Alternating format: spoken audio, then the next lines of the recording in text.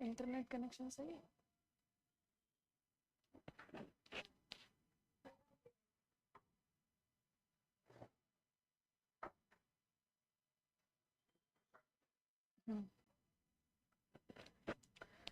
Good morning everyone, कैसे हैं आप सभी? अच्छे हैं? आप बेटा न्यू स्टूडेंट हैं?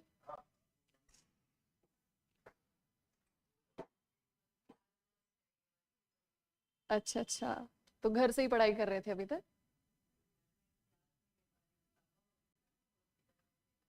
ओके ओके, चलिए ठीक है। सो कल तक जो टॉपिक्स हमने कवर किए सभी पढ़ लिए, रिवाइज कर लिए पीछे सभी? कल नहीं थे ना क्लास में? अच्छा ठीक है, तो कोई डाउट कल तक की क्लास में?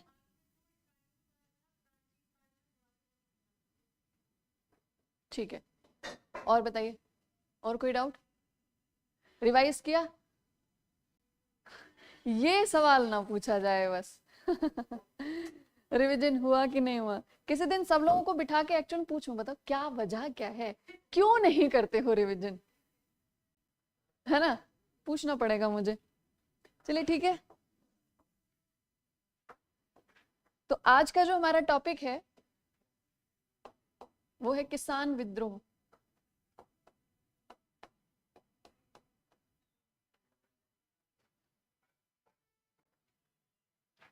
ठीक है, पीजेंट रिवॉल्ट्स।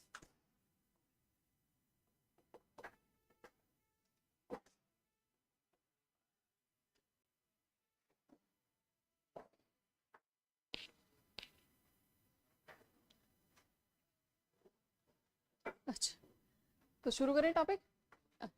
देखो बहुत ध्यान से समझना, क्योंकि ये टॉपिक आपका ना सिर्फ हिस्ट्री के पॉइंट ऑफ व्यू से इम्पोर्टेंट है, बल्कि जो करंट सिनारियो चल रहा है उसके एस्पेक्ट से भी। कुछ दिनों पहले भी किसान आंदोलन चल रहा था, है ना? तो अब सोचिए आप, कोइंसिडेंस भी देखिए, बिल्कुल सही टाइम पे ये टॉपिक आया है। तो बहुत अच्छे से आप इसको कनेक्ट कर पाओगे। और क्योंकि हिस्ट्री के पॉइंट ऑफ व्यू से भी ये टॉपिक इंपॉर्टेंस रखता है, क्योंकि जब हम भारत की जनसंख्या की बात करते हैं, भारत की जनसंख्या के बारे में बात करते हैं, तो भारत की अधिकांश जनसंख्या शुरुआत से ही कृषि के क्षेत्र में ही शामिल रही। मतलब अधिकांश भारतीयों की जो आय का साधन है वो क्या है? कृषि है। ठीक है, और इसीलिए जो किसान विद्रोह है, इसका मतलब क्या हो गया कि अधिकांश जो भारत की जनसंख्या है उसका अधिकांश हिस्सा विद्रोह में शामिल। समझ रहे हो? अभी फिर भी अब आज के समय में अगर हम देखें कि कृषि क्षेत्र का कितना योगदान है, तो 60 to 70% कॉन्ट्रीब्यूशन अभी भी है। तो आप सोच के देखिए, आज हम इतने आगे पहुंच गए, तब इतना इन्वॉल्वमेंट है एग्रीकल्चर और उसके अलाइड सर्विसेज में, इतना ज्यादा इन्वॉल्वमेंट है।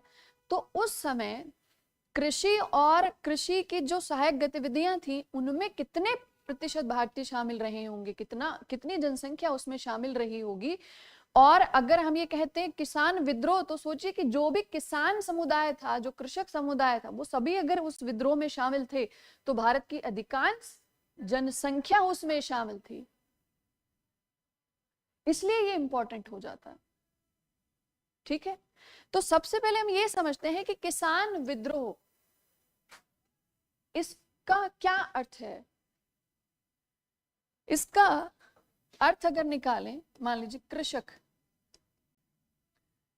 कृषि क्षेत्र से जुड़े हुए या कृषि पर निर्भर, कृषि के जो जो उत्पादन है, जो प्रोडक्शन है, उसी के ऊपर डिपेंडेंट, उसी पर निर्भर जो समूह है, ठीक है, वो विद्रोह क्यों करेगा?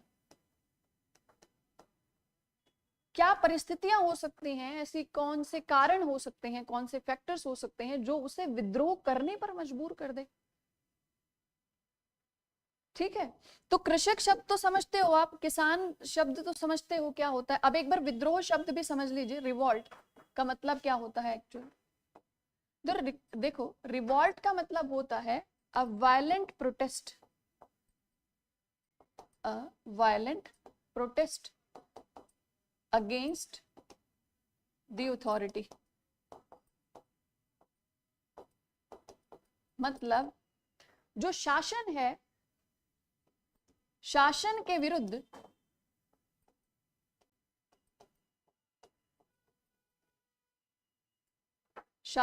विरुद्ध हिंसक विद्रोह।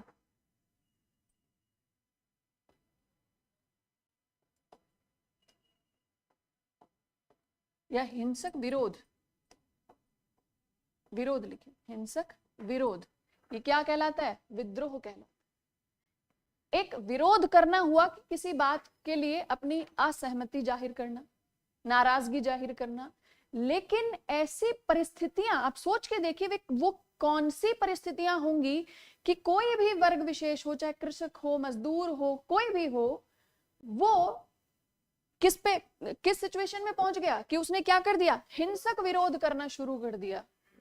हिंसक विरोध का मतलब क्या होता है कि आप ये अपने दिमाग में बिठा चुके हो कि अब या तो सामने वाला ना रहे या हम ना रहे, परिणाम की अब आपको चिंता है नहीं। वो परिस्थिति जब परिणाम की चिंता ही ना हो, जब पता है हिंसक विरोध है, शासन के विरुद्ध है, शासन भी कैसा है? विदेशी शासन है। समझिए इस चीज को। अब जब अपने खुद के चुने हुए लोगों के सामने जब अपनी बात रखी जाती है, तो एक अधिकार होता है उस बात में कि हमारी चुनी हुई सरकार है, हमारे प्रतिनिधि हैं, तो बात कहना जो होता है उसमें थोड़ा अधिकार होता है कि हमने चुना है, आप कैसे नहीं सुनेंगे, ठीक है। लेकिन ऐसे समय में विरोध की हम बात कर रहे हैं जब शासन भी विदेशी, उपनिवेश बना के रखा हुआ, उपनिवेश की जो जनता है वो क्या कर रही है? हिंसक विरोध करने पे उतर आ गई। मतलब अब उसे कोई परवाह नहीं है कि उसका अब आगे परिणाम क्या होगा। इसका मतलब ये दिमाग में पहले से तय है कि या तो हम हिंसक विरोध करके, या तो हम जो चाहते हैं वो पूरा हो जाए, और अगर ये विरोध ना किया तो भी मर तो जाएंगे ही हम। जिस तरीके की नीतियां शासन की हैं, जिस तरीके का शासन चल रहा है, उसके अनुसार कुछ ना कुछ समय में मर तो वैसे भी जाना ही है। और देखो, मरने का मतलब ये नहीं होता कि शरीर खत्म। मरने का मतलब क्या होता है कि इंसान अपने दिमाग से भी खत्म हो जाता है, अपनी भावनाओं से भी खत्म हो जाता है। तो वो किसान, ठीक है, जो पूरे वर्ष भर अपने खेतों में मेहनत करता हो और उसके बाद जो भी उसका उत्पादन हुआ, जो भी प्रोडक्शन हुआ, उसका मेजॉरिटी पोर्शन, अधिकांश जो हिस्सा है वो राजस्व के रूप में दे दे, ठीक है, और उसके खुद के परिवार के लिए बिल्कुल कम बच जाए, तो अब आप सोच के देखिए वो कैसे अपने बच्चों को, अपने परिवार को भूख से मरते हुए देख सकता है। तो मर तो वैसे ही रहा है ना वो। तो एक समय तक क्या करते रहे? अपनी दुख परेशानियां बताते रहे, और फिर एक समय ऐसा आया जब उन्होंने सोचा कि वैसे ही मरना है। क्या हुआ? इकट्ठे हुए, सब लोगों ने क्या कर दिया? विरोध कर दिया। और विरोध भी कैसा? हिंसक विद्रोह कर दिया। और आप हिंसक, और हिम्मत देखिए उनकी, उनके अंदर की परेशानी का आप लेवल देखिए कि जिनके पास हथियार के नाम पे वही है ना, वही परंपरागत हथियार, ठीक है, उनको लेके चल पड़े मारने। जबकि उनको पता था कि जो शासन है उनके पास कैसे हैं, उनके पास एडवांस्ड वेपन्स हैं, आधुनिक हथियार हैं उनके पास, लेकिन फिर भी परवाह नहीं की। क्यों ऐसा? क्या वो ये चाहते थे कि हम जब इस तरीके की गतिविधि में शामिल हों तो शासन हमें खत्म कर डाले? नहीं। वो क्या था, क्या था वो बताइए, सोच के देखिए। वो ये था कि हमारी बात को सुना जाए, हम अब बिल्कुल भी टॉलरेट नहीं करेंगे, ठीक है। तो ये हिंसक विद्रोह, हिंसक विरोध, अब आज हम किस फॉर्म में पढ़ेंगे? ये कृषक विद्रोह के रूप में हम पढ़ेंगे। कृषक जनसंख्या भारत की मतलब अधिकांश जनसंख्या भारत की, ठीक है। तो इसका मतलब समझ में आया, टॉपिक का मतलब समझ में आया। देखो बेटा, एक बात हमेशा याद रखना कि आप यूपीएससी की तैयारी कर रहे हो, और यूपीएससी शब्दों के साथ काम करती है। यूपीएससी एनालिसिस बेस्ड क्वेश्चंस आपको देगी। यूपीएससी के क्वेश्चंस आप पढ़ के देखिए, आपको ऐसा लगेगा ही नहीं कि किसी कॉन्सेप्ट के बारे में सीधा सीधा पूछ लिया, ऐसा लगेगा कि यूपीएससी के जो मेंबर्स जिन्होंने क्वेश्चन बनाया है ना, वो सामने बैठ के ऐसे आपसे डिस्कशन कर रहे हैं, डिस्कशन फॉर्म वाले क्वेश्चंस होते हैं उनके। ऐसे लगता है जैसे दो चार लोग आपस में बैठ के किसी चीज के ऊपर बहुत गहन चिंतन कर रहे हो, चर्चा कर रहे हो, और फिर एक दूसरे से बड़ा गहराई से क्वेश्चन पूछते हैं ना घुमा के। तो यूपीएससी के जो क्वेश्चन है वो डिस्कशन बेस्ड क्वेश्चंस होते हैं, ठीक है। तो वही अप्रोच आपको अपनी बनानी है। अदरवाइज किसान विद्रोह हो गए, ठीक है, जितने भी हिस्ट्री पढ़ने वाले बच्चे हैं, मेजॉरिटी की बात बताती हूँ, चाहे वो किसी भी कॉम्पिटिटिव एग्जाम की तैयारी कर रहे हो, वो एक लिस्ट बनाते हैं। लिस्ट बनती है, विद्रोह का नाम, वर्ष, जगह मतलब क्षेत्र, मुख्य नेता, लिस्ट बनती है पूरी और लिस्ट रखते हैं। ये बाकी एग्जाम में काम आ जाएगा, यूपीएससी में इससे काम नहीं चलेगा। फैक्ट भी जरूरी है लेकिन कॉन्सेप्ट बहुत ज्यादा जरूरी है। आप एनालाइज तो करिए उस चीज को। तो ये क्वेश्चन, ये जो टॉपिक है बहुत ज्यादा इंपॉर्टेंट है। पीवाईक्यूज देखने हैं इस टॉपिक को कंप्लीट होने के बाद कि यूपीएससी किस तरीके के क्वेश्चन पूछता है, कौन कौन से क्वेश्चन पूछे गए हैं। क्लियर है? चलो अब देखो, किसान विद्रोह है और हमने देखा कि अधिकांश जनसंख्या इसमें शामिल रही होगी, तो कुछ ना कुछ ऐसे कारण, ऐसी परिस्थितियां रही होंगी, ठीक है। तो अब हम बात करते हैं उन कारकों पर या फैक्टर्स जो कि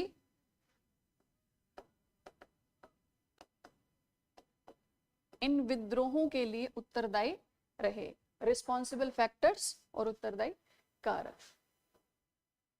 बहुत ध्यान से समझना इस टॉपिक को। देखो थोड़ा सा जो ब्रिटिशर्स की पॉलिसी थी वहां से रिलेट करके थोड़ा समझा रही हूं, समझना। जब ब्रिटिश ईस्ट इंडिया कंपनी आई भारत में, ठीक है, और इंडिया में आने के बाद उन्होंने ट्रेड करना शुरू किया। ट्रेड के साथ साथ जब उनको रेवेन्यू मतलब राजस्व वसूलने का भी अधिकार मिल गया, तो इनका जो मुनाफा था, जो प्रॉफिट था, वो कितना हो गया? बहुत ज्यादा हो गया, ठीक है। अब ब्रिटिश ईस्ट इंडिया कंपनी ने सोचा, क्योंकि ये व्यापारी कंपनी थी, कैसी थी? व्यापारी कंपनी थी, और इस समय यूरोप में अगर ब्रिटेन की स्थिति को देखें तो ब्रिटेन में औद्योगिक क्रांति का दौर चल रहा था। क्या चल रहा था? औद्योगिक क्रांति। बहुत ध्यान से समझना इस चीज को। ब्रिटेन में चल रही थी औद्योगिक क्रांति। अगर यूरोप में औद्योगिक क्रांति की बात करें तो यूरोप में सबसे पहले जो औद्योगिक क्रांति हुई वो ब्रिटेन में, ठीक है। अब यहां पे कैसी क्रांति है? औद्योगिक, मतलब उद्योग क्षेत्र से। उद्योग क्षेत्र क्या होते हैं?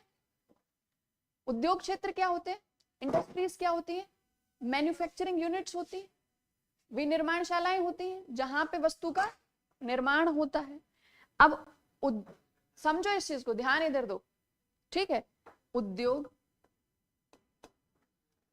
मतलब विनिर्माण क्षेत्र,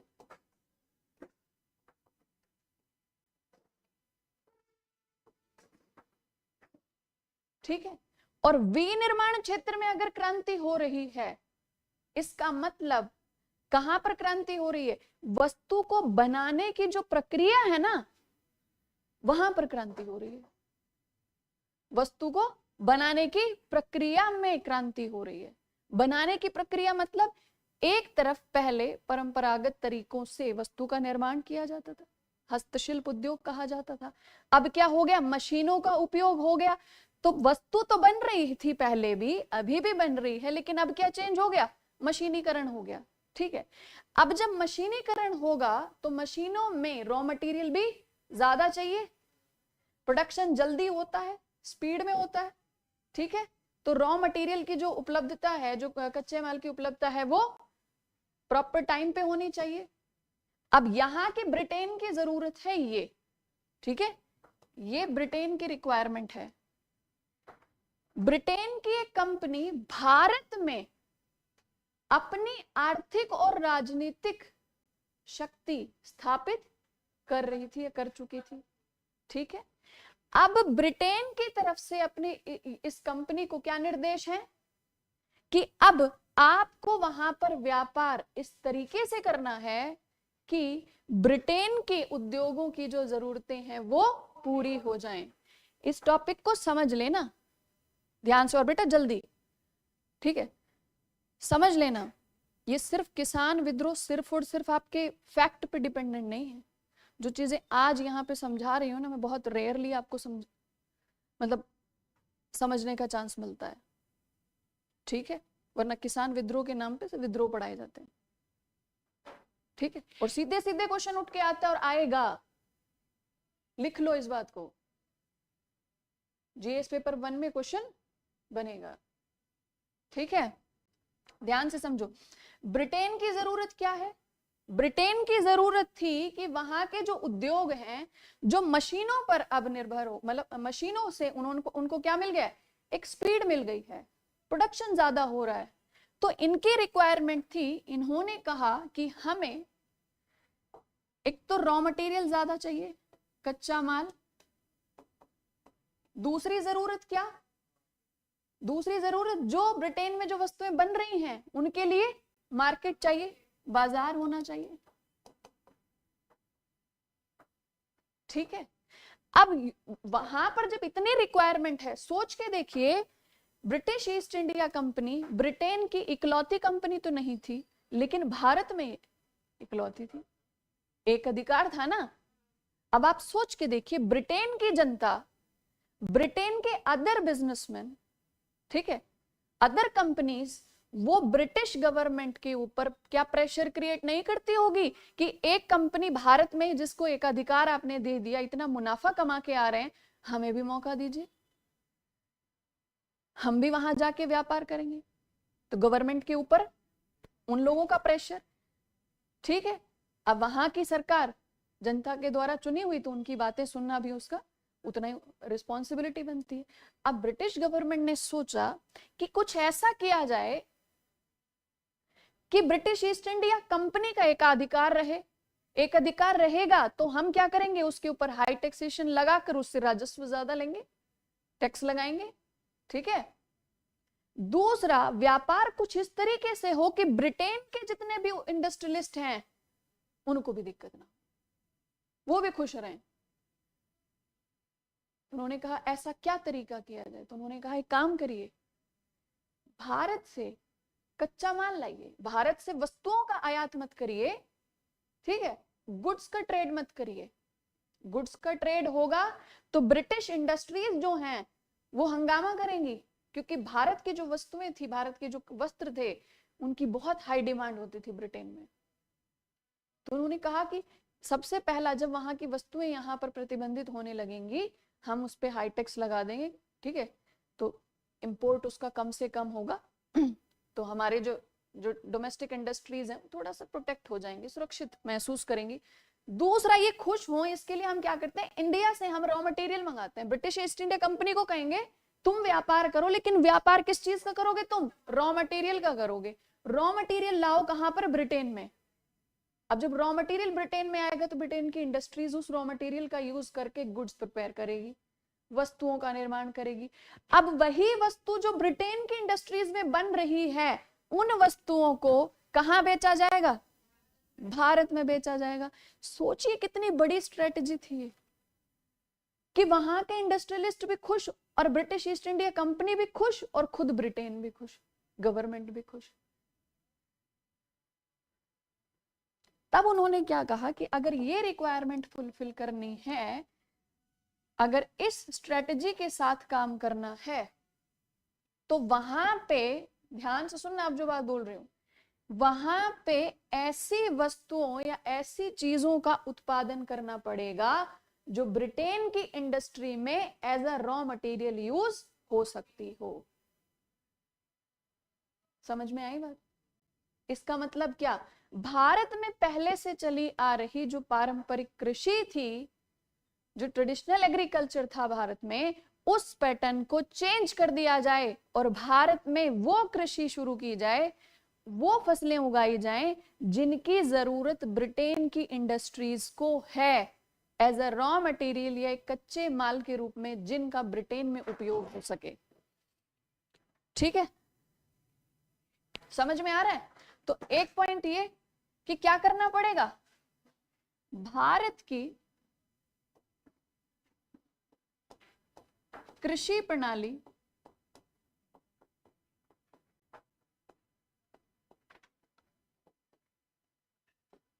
को बदलना पड़ेगा, को परिवर्तित करना पड़ेगा। मींस जो भारत की जो पारंपरिक कृषि होती थी उसको चेंज करना पड़ेगा। ठीक है, अब इसी को हम क्या कह सकते हैं, पारंपरिक कृषि कन्वर्टेड इनटू, क्या हो गया, अब जब ऐसी फसलें उगाई जाएं जिसका व्यापार में उपयोग हो, जिसका वस्तु निर्माण में उपयोग हो, इसका मतलब अब उस जो भी उपज है उसकी कीमत निर्धारित होने लगी। जब किसी भी चीज की कीमत निर्धारित होने लगती है तो वो वाणिज्यवाद का हिस्सा होती है। व्यापार और वाणिज्य दोनों अलग अलग हैं। वाणिज्यीकरण मतलब अब उसकी कीमत बनने लग गई, उस चीज की कीमत निर्धारित होने लग गई। ठीक है, अब यहां पर किस तरीके की कृषि हो गई, वाणिज्यिक।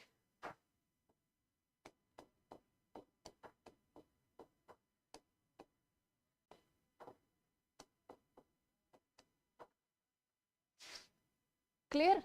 तो कच्चा माल भारत से आए, इसके लिए क्या करना पड़ेगा, भारत की कृषि प्रणाली को परिवर्तित करना पड़ेगा मतलब पारंपरिक कृषि को कन्वर्ट करना पड़ेगा किसमें, वाणिज्यिक कृषि में।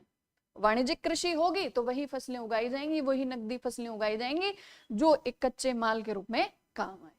क्लियर? अच्छा, अब दूसरी आवश्यकता क्या थी, बाजार, कि भारत में ब्रिटेन की इंडस्ट्रीज में जो प्रोडक्शन हो रहा है उसके लिए भारत में एक मार्केट अवेलेबल हो जाए, एक बाजार यहां पर उपलब्ध हो जाए। अब एक बात सोचिए, क्या मतलब भारत एक ऐसा देश जो हस्तशिल्प उद्योग में शुरुआत से, प्राचीन काल से इतना समृद्ध था। भारत की वर्ण व्यवस्था की सबसे खास बात पता है क्या है, कि उसने भारत में इतने सारे कौशल विकसित कर दिए थे अलग अलग क्षेत्र में। ठीक है, इतने सारे हस्तशिल्प उद्योग शुरू कर दिए थे। आज भी भारत में, हम कहते हैं ना वर्ण व्यवस्था से जाति के बाद जाति व्यवस्था आई, आज भी भारत में जितनी जातियों के नाम है वो सब व्यवसाय पर आधारित हैं। तो वर्ण व्यवस्था ने इतने सारे व्यवसायिक वर्ग तैयार कर दिए थे भारत में, और प्रत्येक व्यवसायिक वर्ग जो था ना अपने कौशल में कैसा था, बहुत ज्यादा योग्य, एकदम हाईली स्किल्ड कह सकते हैं हम। ठीक है, तो भारत में तो हस्तशिल्प उद्योग प्राचीन काल से इतना समृद्ध था। फिर जब ब्रिटिशर्स, अब यही रिक्वायरमेंट, ध्यान से सुनो, अब जब ये रिक्वायरमेंट आई तो ब्रिटिशर्स ने कहा कि भारत के हस्तशिल्प उद्योग जब तक रहेंगे तब तक बाहर से आई वस्तुओं की मांग भारत में नहीं हो पाएगी। तो क्या किया जाए, तो भारत के हस्तशिल्प उद्योगों को ये बंद होने चाहिए। अब ये कैसे बंद हो, अब ऐसे मार पिटाई करके तो सबके काम बंद नहीं करा सकते, ये नहीं करना। तो उन्होंने कहा कि एक काम करो, कुछ करने की जरूरत ही नहीं है। बोले क्यों, बोले कृषि परिवर्तित हो रही है ना, कृषि क्षेत्रों में हम वो फसल उगा रहे हैं जो ब्रिटेन की इंडस्ट्रीज को चाहिए। अभी तक भारत में जो पारंपरिक कृषि होती थी वो कृषि उपज भारत के ही हस्तशिल्प उद्योगों में एज अ रॉ मटेरियल, कच्चे माल के तौर पे उपयोग होती थी। अब जैसे ही वो उपज बदल जाएगी, जैसे ही फसल बदल जाएगी, तो वो फसल तो होगी नहीं जो भारत के उद्योगों को चाहिए। समझ रहे हो? और अगर होगी भी, कहीं प्रोडक्शन होगा भी, जैसे कॉटन का कहीं पे प्रोडक्शन होगा भी, तो उसको British east India company by force ले लेगी। अब जब भारत के हस्तशिल्प उद्योगों को जब रॉ मटेरियल ही नहीं मिलेगा, जब कच्चा माल ही नहीं मिलेगा, तो वस्तु कैसे बनाएंगे? आपके पास कौशल हो, लोग हो काम करने वाले, आपके पास वो कारखाना फैक्ट्री कुछ भी हो, लेकिन रॉ मटेरियल ही नहीं है, तो वस्तु किसकी बनाओगे? तो कृषि का जो वाणिज्यिकरण भारत में हुआ, उसका एक दुष्परिणाम ये भी हुआ कि कृषि नष्ट हो गई, पारंपरिक कृषि नष्ट हो गई भारत की। और दूसरा दूरगामी परिणाम क्या हुआ कि भारत के हस्तशिल्प उद्योग भी नष्ट हो गए। तो यहां पे मेंस का क्वेश्चन किस तरीके से बन सकता है कि कृषि के वाणिज्यिकरण ने भारत के हस्तशिल्प उद्योगों को भी नष्ट कर दिया, है ना? स्पष्ट कीजिए, क्वेश्चन बन सकता है। दूसरा किस तरीके से क्वेश्चन बन सकता है कि ब्रिटिशर्स की जो आर्थिक नीतियां थी, क्या है ये? आर्थिक नीति का ही हिस्सा है ना। ब्रिटिशर्स की आर्थिक नीतियों ने ना केवल भारत की पारंपरिक कृषि को नष्ट किया, बल्कि भारत के हस्तशिल्प उद्योगों को भी नष्ट कर दिया। स्पष्ट कीजिए, समझ में आ रहा है? हाँ, ठीक है। तो यहां पे बाजार कब? जब भारतीय हस्तशिल्प उद्योग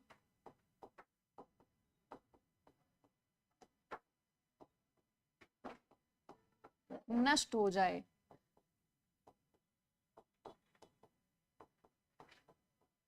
और ये कैसे हुआ? जैसे ही पारंपरिक कृषि नष्ट हुई, उसी का परिणाम क्या निकला कि उद्योगों के लिए कच्चा माल ही उपलब्ध नहीं रहा। तो यहां पे लिख लीजिए, ब्रैकेट बना के ऐसे स्टार मार्क कर लो यहां पे, कि पारंपरिक कृषि के नष्ट होने से, पारंपरिक कृषि के नष्ट होने से भारत के हस्तशिल्प उद्योगों के लिए, हस्तशिल्प उद्योगों के लिए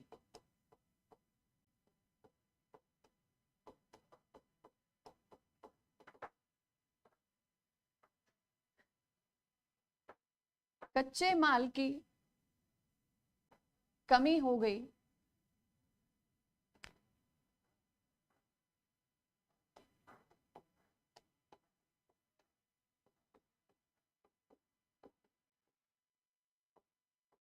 और इसी कारण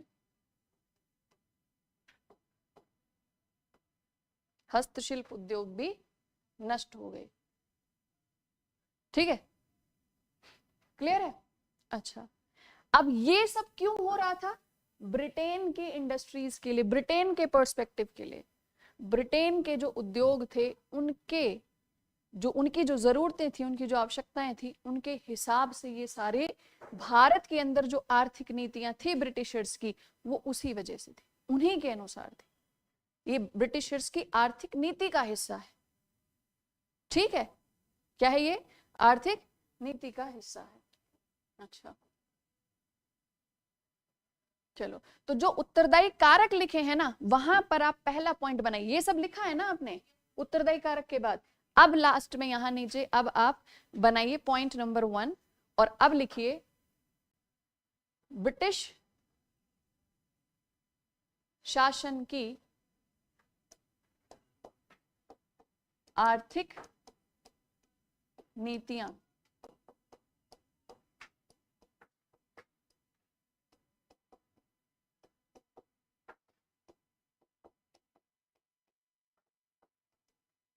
ठीक है। तो जो आर्थिक नीतियां थी वो हमने ऊपर डिस्कस कर ली। एक दो लाइन में चाहो तो इसको और लिखा देती हूं, लिखो, ब्रिटेन के उद्योगों की आवश्यकताओं को ध्यान में रखते हुए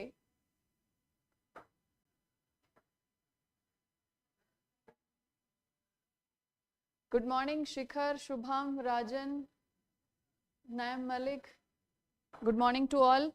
आप सभी भी नोट्स बनाएं, ठीक है। ब्रिटेन के उद्योगों की आवश्यकताओं को ध्यान में रखते हुए ब्रिटिश शासन ने भारत में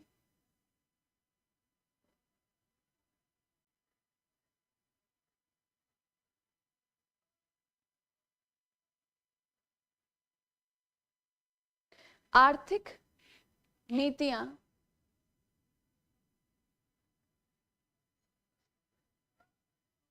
इस प्रकार लागू की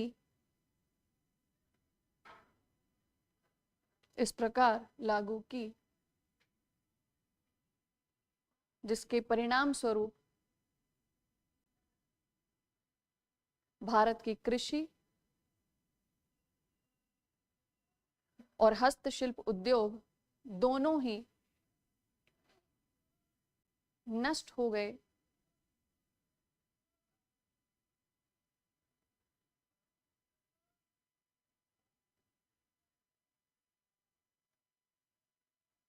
और ब्रिटेन के उद्योगों को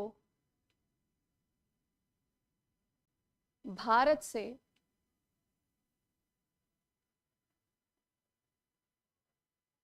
कच्चा माल ब्रिटेन के उद्योगों को भारत से कच्चा माल और वहां बनी हुई वस्तुओं को भारत में और वहां निर्मित या बनी हुई वस्तुओं को भारत में बाजार उपलब्ध हुआ।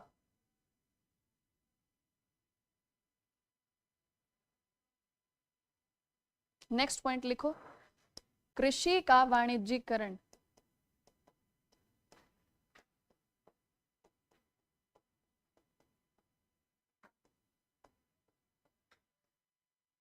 ब्रिटिश के द्वारा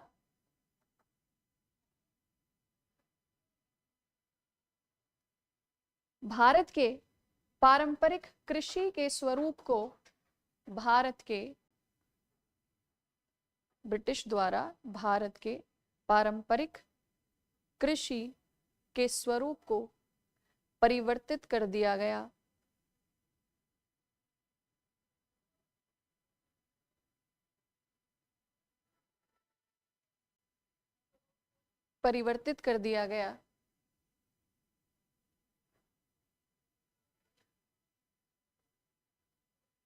खाद्यान्न फसलों के उत्पादन के स्थान पर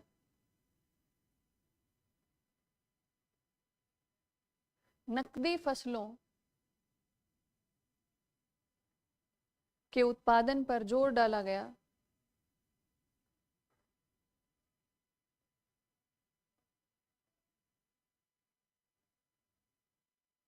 नकदी फसलों के उत्पादन पर, खाद्यान्न फसलों के स्थान पर नकदी फसल, कैश क्रॉप्स, नकदी फसलों के उत्पादन पर जोर डाला गया। अब आप सोच के देखिए, भारत की जनसंख्या इतनी कम भी नहीं थी, है ना। अब पहले जहां पे खाद्यान्न फसलें हुआ करती थी, अब क्या हुआ, या तो खाद्यान्न फसलें होती थी या फिर ऐसी फसलें होती थी जो हस्तशिल्प उद्योग में काम आए। अब उन्होंने क्या किया, फसलों का पूरा पैटर्न, स्वरूप चेंज कर दिया। अब खाद्यान्न फसलें भी कम से कम उगाने के लिए लोगों को बाध्य किया गया, किसानों को फोर्स डाला गया। ठीक, अब किसानों को फोर्स कैसे किया, एक तो ये उनके ऊपर बाउंड कर दिया कि आपको, जैसे 3 कठिया सिस्टम है ना। दूसरा, किसानों के ऊपर हाई रेट ऑफ टैक्सेशन जब उनके ऊपर इम्पोज किया, जब राजस्व की उच्च दरें उनके ऊपर लागू की गई और ये कहा गया कि ठीक है, आप फसल में, आप अनाज के रूप में भी दे सकते हो, इसको उपज के रूप में भी दे सकते हो और आप उसे नकद में दे सकते हो। तो किसानों ने क्या करना शुरू कर दिया, उन्होंने भी ऐसी फसलें उगाना शुरू कर दिया जिसका बाजार मूल्य ज्यादा हो। अब चलो सामान्य अगर समय चल रहा हो तब तो ठीक है, लेकिन भारत की जो कृषि है ना, भारत की कृषि है मॉनसून के ऊपर निर्भर, है ना। अब आप सोचिए, जिस वर्ष या तो बारिश ज्यादा हो जाए या ना हो, दोनों ही परिस्थिति में क्या होता है, उपज बर्बाद बहुत कम होगी, उत्पादन बहुत कम होगा। ऐसे में जब पहले ही खाद्यान्न फसलें है ना, या फूड क्रॉप्स जो हैं वो कम ग्रो कर रहे थे, अब क्योंकि मौसम की वजह से वो और ज्यादा उत्पादन कम हो गया। अब ब्रिटिशर्स फोर्स करें कि आप रेवेन्यू दीजिए, और किसान सोचे मैं अपने परिवार को खिला लूं। यही रीजन है कि भारत में ब्रिटिश टाइम पीरियड जब शुरू हुआ, ब्रिटिश रूल जब शुरू हुआ, चाहे वो कंपनी का हो या फिर ब्रिटिश क्राउन का हो, भारत में जब जब थोड़ा सा भी मौसम खराब हुआ, कोई भी, चाहे बाढ़ हो या सूखा हो, दोनों ही कंडीशन में भुखमरी हो जाती थी बहुत ज्यादा, और ज्यादातर जनसंख्या भुखमरी के कारण लाखों की संख्या में लोग भूख से मर जाते थे। और बड़ी मतलब गंभीर बात है ये, कृषि प्रधान देश में लोग भूख से मर जाएं। समझ रहे हो? तो ये सब क्यों? क्योंकि खाद्यान्न फसलें उगाने का जो पूरा ट्रेंड था ना, उसमें ही परिवर्तन आ गया था। कुछ तो बाय फोर्स, कुछ किसानों ने सोचा कि हम अपने हालात थोड़े ठीक कर लें, अपनी फाइनेंशियल कंडीशन थोड़ी ठीक कर लें, नकदी फसल उगा लेते हैं।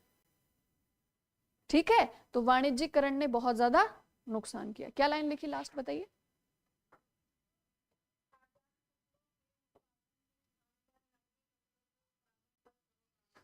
हाँ, जोर डाला गया, जिसके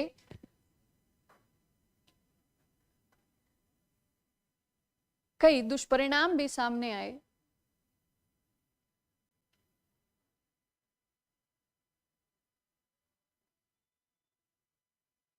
प्राकृतिक, जैसे कि प्राकृतिक आपदाओं के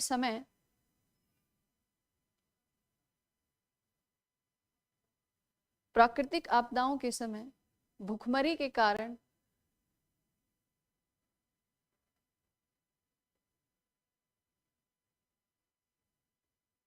लोगों की जान चले जाना। ठीक है, ठीक। अच्छा, नेक्स्ट, ये हुआ कृषि का वाणिज्यीकरण। अब वाणिज्यीकरण के बाद भी, अब तो वाणिज्यीकरण हो गया, और उसके अलावा भी क्या, कि जो भी उत्पादन है उसके ऊपर हाई रेट ऑफ टैक्सेशन, राजस्व की उच्च दरें।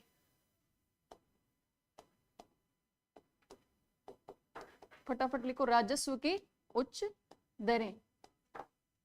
ब्रिटिश द्वारा लागू भू राजस्व नीतियों, ब्रिटिश द्वारा लागू भू राजस्व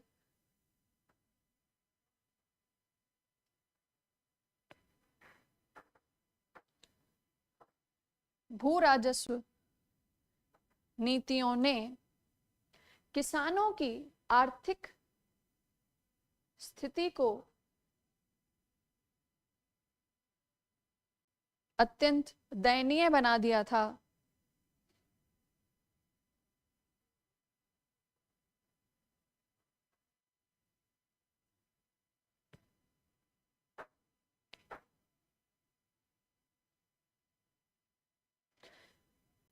ठीक है, राजस्व की सामान्य दर 50% तक होती थी।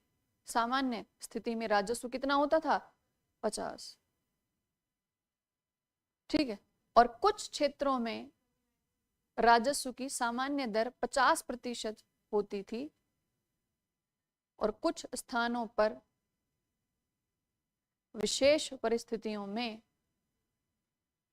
यह बढ़ाकर 70 से 80% तक कर दी जाती थी।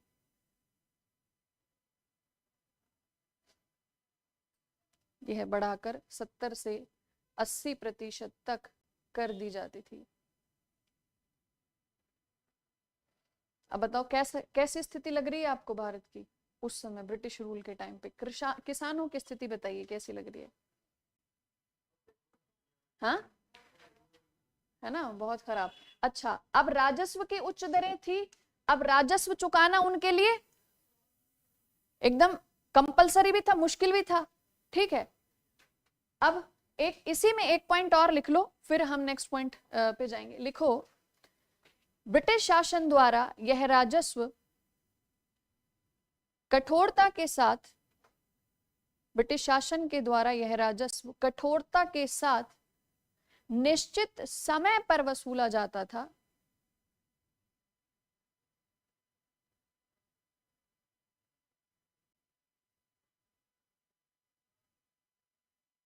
जिसके और दुष्परिणाम सामने आए।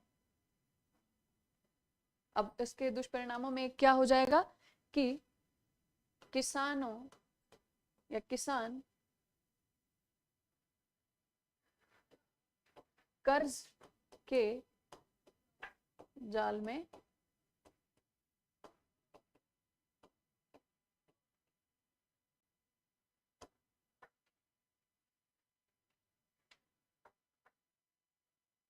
या ऐसे लिखो, किसानों पर कर्ज का जाल।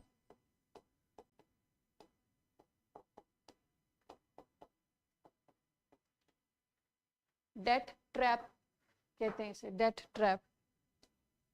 ठीक है, अब समय पर राजस्व चुकाना है, कोई रियायत नहीं। ठीक है, लिखो, बिना किसी रियायत के, बिना किसी रियायत के समय पर राजस्व, बिना किसी रियायत के समय पर राजस्व चुकाने की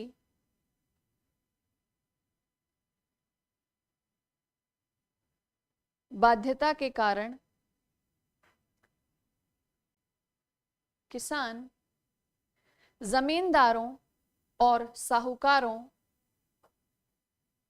किसान जमींदारों और साहूकारों के कर्ज के जाल में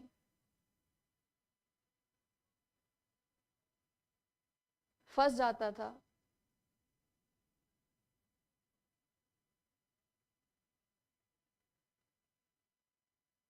ठीक है,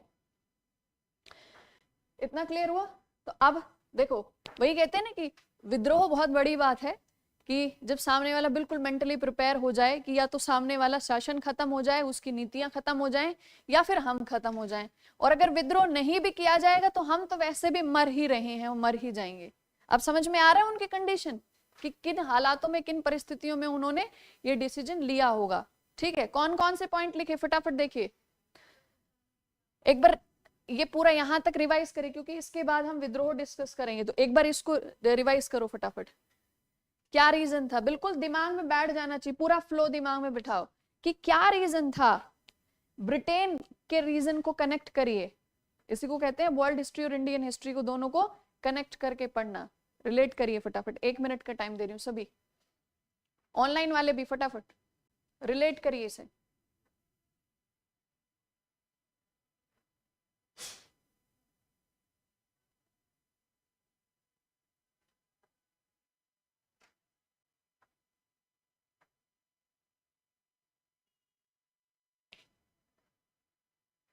कुछ नहीं समझ में आ रहा हो तो पूछना, दिमाग में बिल्कुल फ्लो बना होना चाहिए कि तुरंत अगर मैं क्वेश्चन दे दूं तो आप उसका आंसर लिख दो।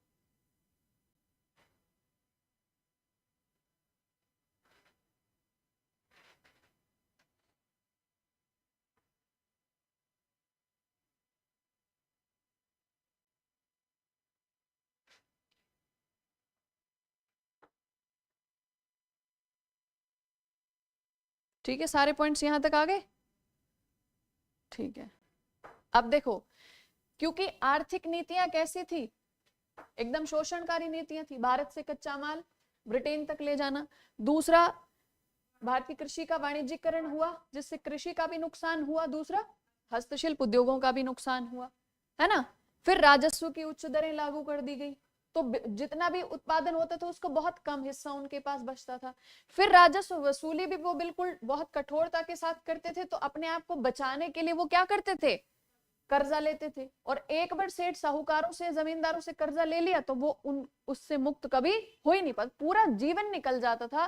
क्योंकि जो कर्ज मिलता था वो बहुत उच्च दरों पर मिलता था, ब्याज बहुत ज्यादा लगाई जाती थी उनके ऊपर, ब्याज पे ब्याज जोड़ते रहते थे, बही खातों में इकट्ठे करते रहते थे।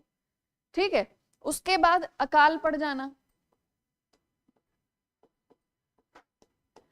तो भारत में जो कृषि थी, या आज भी जो भारत में कृषि है, वो किस पर निर्भर है, वो मॉनसून पर है। उसमें थोड़ा सा ही परिवर्तन हुआ और सीधा प्रभाव किस पे आता है, उत्पादन पर पड़ता था। ठीक है, तो ये दिक्कत, इन सब का मिला जुला स्वरूप क्या रहा कि जो भारतीय किसान थे उनकी स्थिति बहुत ज्यादा खराब हो गई। ठीक, और अब भारत का जो किसान था वो धीरे धीरे अपने ही अधिकारों के लिए, ठीक है, या अपने बच्चों की तरफ देखते हुए, अपने परिवार की तरफ देखते हुए, उनकी खराब स्थिति को देखते हुए उन्होंने क्या करना शुरू कर दिया, उन्होंने अपने जो दुश्मन थे उनके विरुद्ध हथियार उठाना शुरू कर दिया। तो अब एक बात बताइए, ये जो कृषक विद्रोह हैं, किसान विद्रोह हैं, इसमें विद्रोह किसके खिलाफ किए गए होंगे? हाँ, तो एक तरफ किसान, अब जो विद्रोह करेंगे किसके खिलाफ? जमींदार, साहूकार, और इनके अलावा ब्रिटिश। ये तीन इनके बहुत बड़े दुश्मन हो गए कि अब इनको, इनकी जो शोषणकारी नीतियां हैं उनको खत्म कर देना है। अच्छा, जब मैं ये पॉइंट यहाँ पे लिखा रही थी तो एक क्वेश्चन आया था मेरे दिमाग में आपको बताने के लिए, ठीक है? यहाँ पे आप एक बात बताइए, क्या ये कहा जा सकता है कि ब्रिटिश के द्वारा भारत में लागू की गई आर्थिक नीतियों ने भारत में तो आर्थिक स्थिति को नष्ट किया, ठीक है, और यही नीतियां उत्तरदायी थी ब्रिटेन में औद्योगिकरण को बढ़ावा देने में? तो हम क्या कह सकते हैं कि भारत के कच्चे माल से ब्रिटेन की इंडस्ट्रीज बहुत ज्यादा तरक्की कर रही थी, कि भारत में जो उन्होंने आर्थिक नीतियां लागू की उसका परिणाम ब्रिटेन की जो इंडस्ट्रियल रिवॉल्यूशन थी उसको स्पीड मिलना हुआ। उसका रिजल्ट ये हुआ कि वहां के इंडस्ट्रियल रिवॉल्यूशन को और ज्यादा स्पीड मिली। क्या हम ये कह सकते हैं कि ब्रिटेन में उस समय जो डेवलपमेंट हुआ वो भारत के संसाधनों के आधार पर हो गया अधिकांशतः? क्योंकि ब्रिटेन के जितने भी उपनिवेश थे उनमें सबसे ज्यादा जो प्रॉफिटेबल जो उनका उपनिवेश था, कॉलोनी थी, वो कौन था? भारत। और भारत में उन्होंने कुछ यहाँ ऐसा प्राकृतिक संसाधन ऐसा छोड़ा ही नहीं जो भारतीय इस्तेमाल कर लेते, बहुत रेयर। तो यहाँ के नेचुरल रिसोर्सेज वहां जा रहे थे। और तो छोड़िए, जब रेलवे ट्रैक्स बिछाए जा रहे थे और जब एक्सकवेशन हो रहा था, खुदाई का काम चल रहा था, उसमें जब कुछ पुरातात्विक अवशेष मिल रहे थे ना पुरानी इमारतों के, और अगर वो अवशेष बहुत बढ़िया थे, ठीक है, तो उनको भी जहाज में भर भर के ब्रिटेन ले गए। अमरावती का स्तूप आज जो है वो रेप्लिका है, ठीक है, ओरिजिनल जो अमरावती स्तूप था उसके जो अवशेष थे उनको तो जहाज में भर भर के ले गए वो। तो यहां से ना सिर्फ धन का निष्कर्षण हुआ, ये समझ लीजिए जितने आर्थिक स्रोत हो सकते हैं उन सभी का निष्कर्षण हुआ। और किसी भी देश के लिए डेवलपमेंट अगर करनी हो तो दो चीजें हैं, एक प्राकृतिक संसाधन, दूसरा मानव संसाधन। तो ब्रिटिशर्स की आर्थिक नीतियां देखिए, उन्होंने भारत के मानव संसाधन का उपयोग करके भारत के प्राकृतिक संसाधनों का उपयोग किया। इंडिया का ही ह्यूमन रिसोर्स यूज किया for the extraction of natural resource. समझ में आ रहा है? ये थी उनकी स्ट्रेटेजी। तो इन सभी कारणों का मिला जुला परिणाम क्या निकला कि किसानों ने विद्रोह करना शुरू कर दिया। एक स्टार मार्क करके एक लाइन लिख लीजिए, इन सभी कारणों का एक सम्मिलित परिणाम कृषक विद्रोहों के रूप में सामने आया।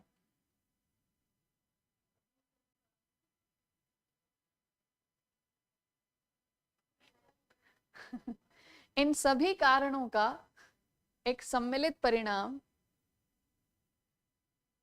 कृषक विद्रोहों के रूप में सामने आया।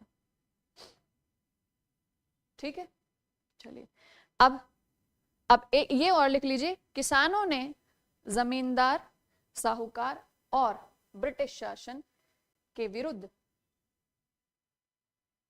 विद्रोह करना शुरू कर दिया। ठीक है, नेक्स्ट लाइन लिखो, कृषक विद्रोह, peasant revolt.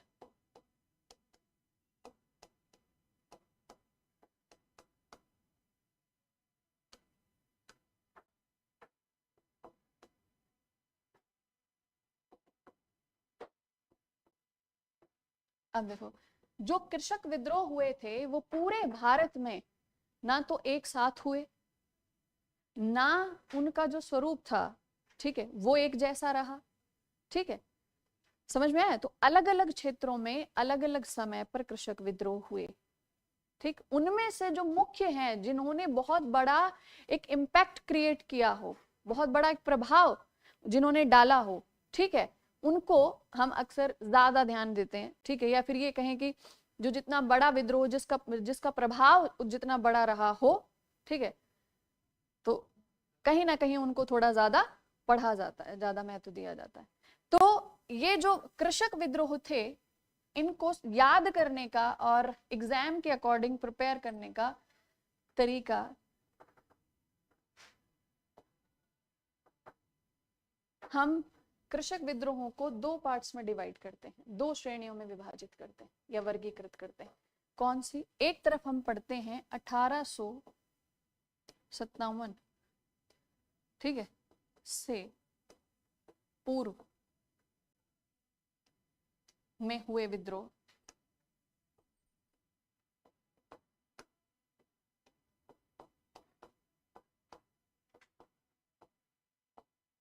means before 1857 and on the other side 1857 के पश्चात हुए कृषक विद्रोह। आफ्टर 1857,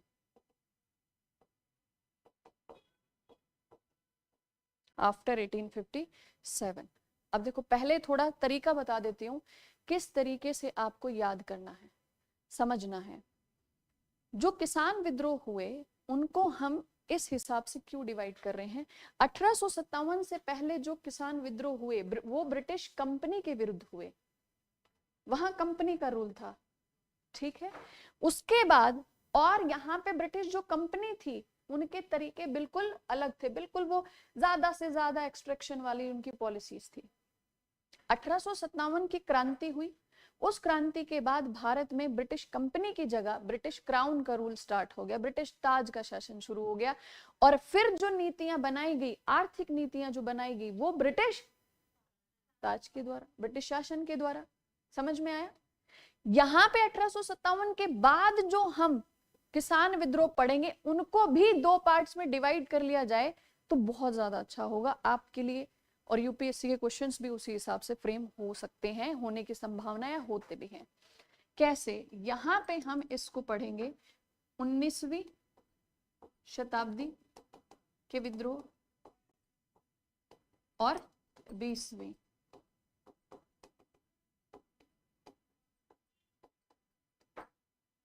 शताब्दी के विद्रोह। अब there must be some difference, इसीलिए इनको कैटेगराइज कर दिया गया है ना। अब डिफरेंस क्या है देखो, समझना। 1857 के बाद जो भी विद्रोह हुए वो ब्रिटिश शासन के विरुद्ध हुए, जहां ब्रिटिश पार्लियामेंट में रूल बन रहे थे, इकोनॉमिक पॉलिसीज डिसाइड हो रही थी इंडिया के लिए। ठीक है, तो ये फैक्टर तो कॉमन है, लेकिन फिर भी 19वीं शताब्दी और 20वीं शताब्दी के विद्रोह हम अलग कर रहे हैं। इसके पीछे रीजन ये था कि 20वीं शताब्दी से 20th सेंचुरी में से भारत में बहुत सारी पॉलिटिकल पार्टीज आ गई थी और एक ऑल इंडिया लेवल का, अखिल भारतीय स्तर का एक राजनीतिक मंच, ठीक है, 1885 में आ गया और बहुत वास्ट लेवल पे उसने काम करना शुरू कर दिए थे 20th सेंचुरी में आके। तो जो आईएनसी थी, भारतीय राष्ट्रीय कांग्रेस थी, और कम्युनिस्ट पार्टी, ठीक है, और किसान सभा बनी। तो क्या हुआ कि जो राजनीतिक जो दल थे, जो राजनीतिक पार्टियां थी, वो जो स्वतंत्रता के लिए आंदोलन कर रहे थे, बड़े बड़े नेता, अब उन्होंने क्या करना शुरू कर दिया? मास मूवमेंट करने के लिए, बड़ा जन आंदोलन करने के लिए जनता को कैसे इकट्ठा किया जाए बताइए। अब जनता को आप कहोगे, अगर राष्ट्र की बात करोगे, अगर शासन की नीतियों की बात करोगे, तो आम जनता को वो चीजें समझ में बहुत कम आएंगी। अब जन आंदोलन करना है, जनता को इकट्ठा करना है, तो वो बातें उठानी पड़ेगी, वो मुद्दे उठाने पड़ेंगे जो उनके हैं। तो 20वीं शताब्दी में परिवर्तन ये हुआ कि राजनीतिक दल और राजनीतिक नेताओं ने बड़े जन आंदोलन में किसानों और मजदूरों की भागीदारी लेने के लिए उनके जो मुद्दे थे, किसानों की जो समस्याएं थी, उनको उठाना शुरू कर दिया। और इसीलिए जो कृषक विद्रोह थे उनका स्तर भी कैसा हो गया, बहुत बड़ा हो गया। अब उनके मुद्दे क्षेत्रीय मुद्दे नहीं रहे, अब क्या हो गए, राष्ट्रीय मुद्दे हो गए। तो 19वीं शताब्दी में जो कृषक विद्रोह थे वो कैसे थे, क्षेत्रीय स्तर के थे। 20वीं शताब्दी में राष्ट्रीय स्तर के हो गए। ठीक है, लिख लीजिए चाहो तो इसको।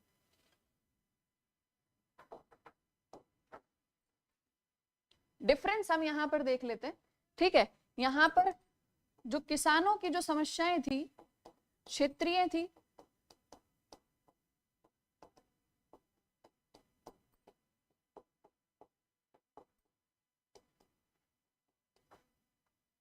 ठीक है, और यहां पर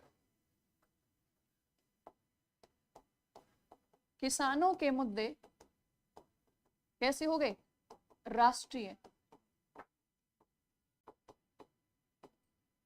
राष्ट्रीय मुद्दे बन गए। ठीक है, अब ऐसा ये चेंज क्यों आया, क्योंकि यहां पे तो जो किसान नेता थे वो नेतृत्व कर रहे थे, किसान ही विद्रोह कर रहे थे। और 20वीं शताब्दी में क्या हुआ, बड़े राजनीतिक दलों, या ऐसे लिखो इस शताब्दी में इधर लिखना इस कैटेगरी में कि किसानों को बड़े राजनीतिक दलों, किसानों को बड़े राजनीतिक दलों और नेताओं का समर्थन प्राप्त हुआ।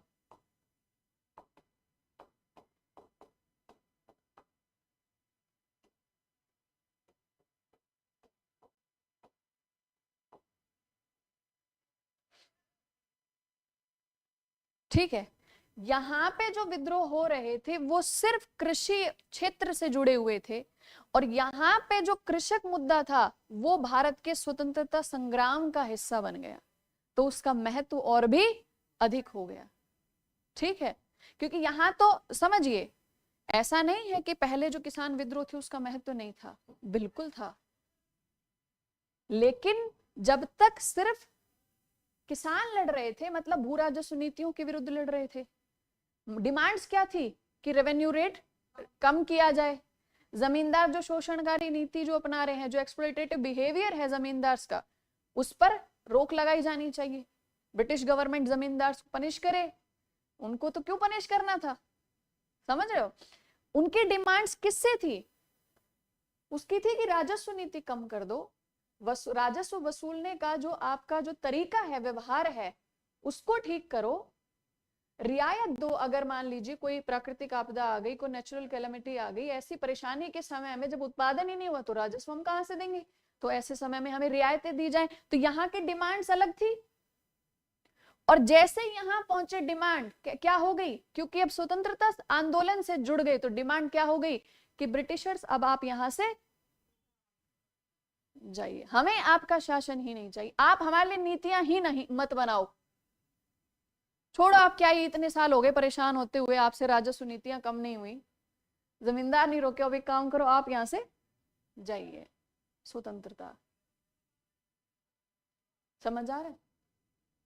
कहते हैं कि जब विश्व युद्ध में ब्रिटेन जब शामिल हुआ और भारत से सैनिकों को भी लेकर गए, भारत के सैनिक भी गए और भारत का जो अनाज था वो भी लेकर गए, ठीक है, और भारत में जो प्राइसेस थे वो इतने ज्यादा हाई हो गए, जो भी नॉर्मल जो आवश्यकता की जो वस्तुएं थी उनकी कीमतें बढ़ गई।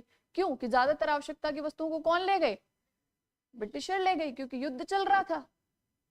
तो यहाँ पे कीमतें बढ़ गई, लोगों के लिए इतनी प्रॉब्लम्स की खरीद नहीं पा रहे हैं, वैसे ही गरीबी, अब महंगाई इतनी ज्यादा से ज्यादा जनसंख्या भूख से मर गई। तब लोगों के दिमाग में आना शुरू हुआ, उन्होंने कहा कि अगर ये शासन विदेशी ना होके स्वशासन होता हमारी खुद की सरकार होती, हमारे द्वारा चुनी गई सरकार होती, तो क्या ये हमारे हितों को ध्यान में नहीं रखते? क्यों? तो क्या इनकी नीतियां बिल्कुल ऐसी होती? नहीं, तब ये हमारे बारे में सोचते। ये ऐसी नीतियां इसलिए लागू कर रहे हैं क्योंकि ये विदेशी शासन है। तो हमें अब विदेशी शासन का बहिष्कार करना है, इसको हटाओ। और हम अब क्या करेंगे? अपने स्वतंत्रता आंदोलन को समर्थन करेंगे। ठीक है, तो यहां पे लिख लीजिए, लिखो इन विद्रोहों में, लिखो इस पॉइंट इधर, इन विद्रोहों में किसानों की मांग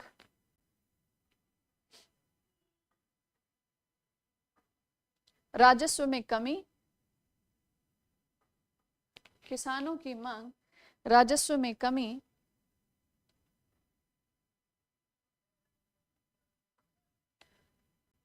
जमींदारों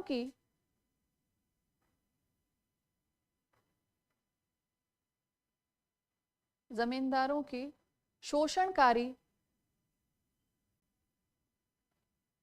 जमींदारों की शोषणकारी नीति और व्यवहार को कम करना या खत्म करना, और साहूकारों के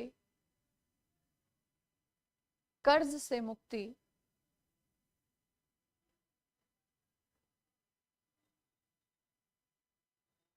होती थी। मतलब ये इनकी डिमांड्स, ये इनकी मांगे होती थी। और यहां पर क्या हुआ? औपनिवेशिक शासन से मुक्ति इनका उद्देश्य बन गया। लिखो, स्वतंत्रता आंदोलन का हिस्सा बनने के पश्चात, स्वतंत्रता आंदोलन का हिस्सा बनने के पश्चात, यहां 20th सेंचुरी वाले कॉलम में लिखना, बनने के पश्चात किसान विद्रोहों का भी मुख्य उद्देश्य, किसान विद्रोहों का भी मुख्य उद्देश्य औपनिवेशिक शासन से मुक्ति पाना हो गया। औपनिवेशिक शासन से मुक्ति पाना हो गया, ये इनका मुख्य उद्देश्य हो गया। अब देखो क्वेश्चन किस तरीके से बनेंगे। थे तो किसान विद्रोह, मेंस में क्वेश्चन पूछेगा तो ये पूछेगा कि 19वीं शताब्दी और 20वीं शताब्दी में जो किसान विद्रोह हुए, इनके स्वरूप में काफी अंतर था, बताइए। ठीक है, 20वीं शताब्दी में जो किसानों के जो विद्रोह थे वो राष्ट्रीय स्तर के मुद्दे हो गए, बताइए क्यों, कारण बताइए। ठीक है, तो इस तरीके एनालिटिकल क्वेश्चंस यूपीएससी जनरली पूछ लेता है। ठीक है, तो ये सारा क्लियर हुआ। चलो अब हम विद्रोहों के नाम पढ़ेंगे। अब आते हैं उस पॉइंट पे जहां से बच्चे तैयारी शुरू करते हैं। तो अब हम शुरू करेंगे किसान विद्रोह, 1 बाय 1 नाम लिखते हैं पहले उनके। ठीक है, तो 1857 के रिवॉल्ट से पहले जो किसान विद्रोह हुए उनके बारे में लिखिए। यहां पे हम एक पढ़ेंगे सन्यासी विद्रोह,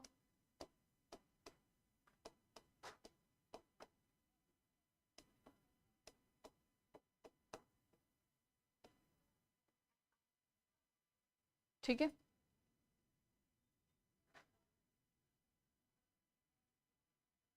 उसके बाद जो कि ये स्टार्ट हुआ लगभग 1763 में, 1800 तक चला।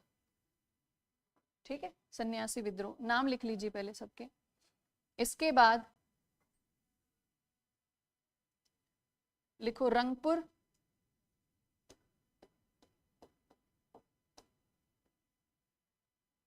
धींग, एक मिनट, रंगपुर धींग विद्रोह।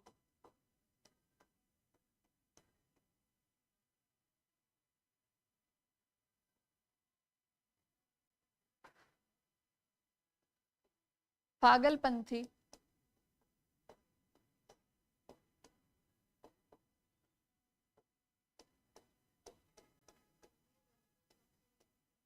हाँ, सबको अलग अलग लिखाऊंगी, इनका एरिया वगैरह सारा अभी एक बार लिख लो यहाँ पे।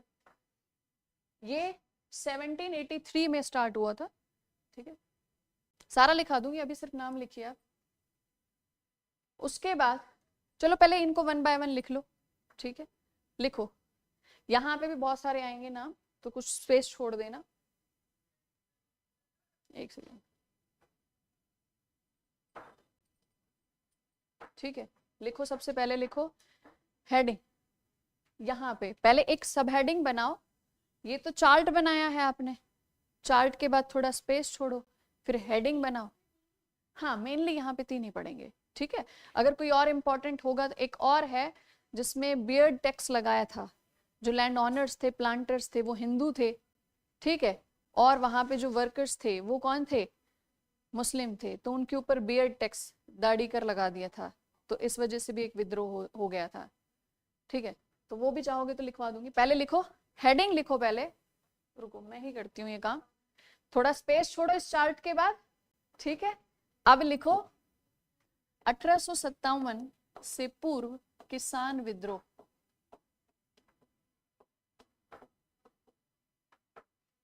और पहला किसान विद्रोह लिखिए सन्यासी,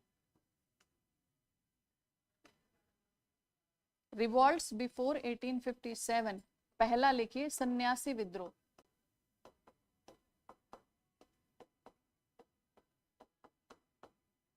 सन्यासी रिवॉल्ट।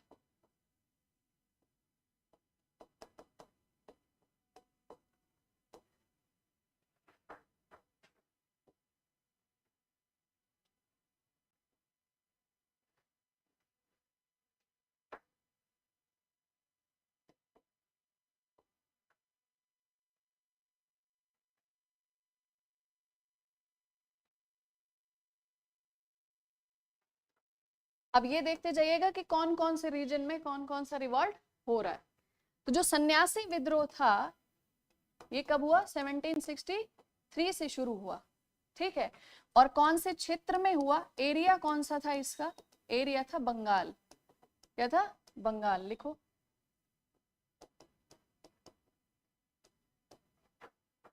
ये वाला रीजन, ठीक है। तो यहाँ पे एक नाम लिख देते हैं सन्यासी,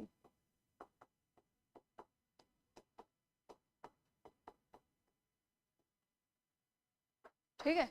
इसी तरीके से लाइन में लिखते हुए चलेंगे और फिर एट द एंड आपको देखने को क्या मिलेगा कि ज्यादा से ज्यादा विद्रोह कहाँ हुए, बंगाल में। ज्यादा से ज्यादा विद्रोह बंगाल में हुए, ठीक है। बंगाल बहुत महत्वपूर्ण क्षेत्र था, विद्रोह भी सबसे ज्यादा, व्यापार भी यहाँ सबसे ज्यादा था, कृषि क्षेत्र भी था, किसानों का विद्रोह भी यहाँ पर सबसे ज्यादा हुआ, राजनीतिक दलों का प्रभाव भी सबसे ज्यादा बंगाल में था, इसलिए विभाजन भी बंगाल का हुआ। स्वदेशी और बहिष्कार आंदोलन की शुरुआत भी बंगाल से हुई, समझ लो, हाँ, ज्यादा यहाँ हुए। तो बंगाल तो बहुत महत्वपूर्ण था, राजधानी भी पहले बंगाल में थी, फिर ट्रांसफर किया गया कि यहाँ तो बड़ी मुसीबतें हैं, काम करो इसको थोड़ा सा पीसफुल एरिया में ले जाओ, नॉर्थ में लेके चलो, दिल्ली ही सही है। शायद ब्रिटिशर्स को समझ में आया होगा, इसीलिए मुगलों ने अपनी राजधानी दिल्ली में बना रखी थी, ठीक है। अच्छा देखो, सन्यासी विद्रोह के पीछे कारण क्या थे, समझना इस चीज को। सन्यासी शब्द कैसा क्या है, जो रिलीजियस हम ये कहें कि एक ग्रुप होता है ना, जो एक तरीके से ग्रस्त को छोड़ के बाहर धार्मिक भिक्षुक के रूप में या जो संत होते हैं, ठीक है, वो एक ऐसा धार्मिक संत समुदाय, इसे मान के चलो धार्मिक संत समुदाय थे ये। और इनके साथ साथ एक और ग्रुप था, तो एक तो हो गया सन्यासी, तो ज्यादातर जो सन्यासी समुदाय होता है ये हिंदू धर्म से जुड़ा हुआ होता है, और इन्हीं के साथ साथ एक और था, उन्हें कहा जाता था फकीर, ये भी धार्मिक संत समुदाय था। ये किससे जुड़ा हुआ है, मुस्लिम धर्म से जुड़ा हुआ।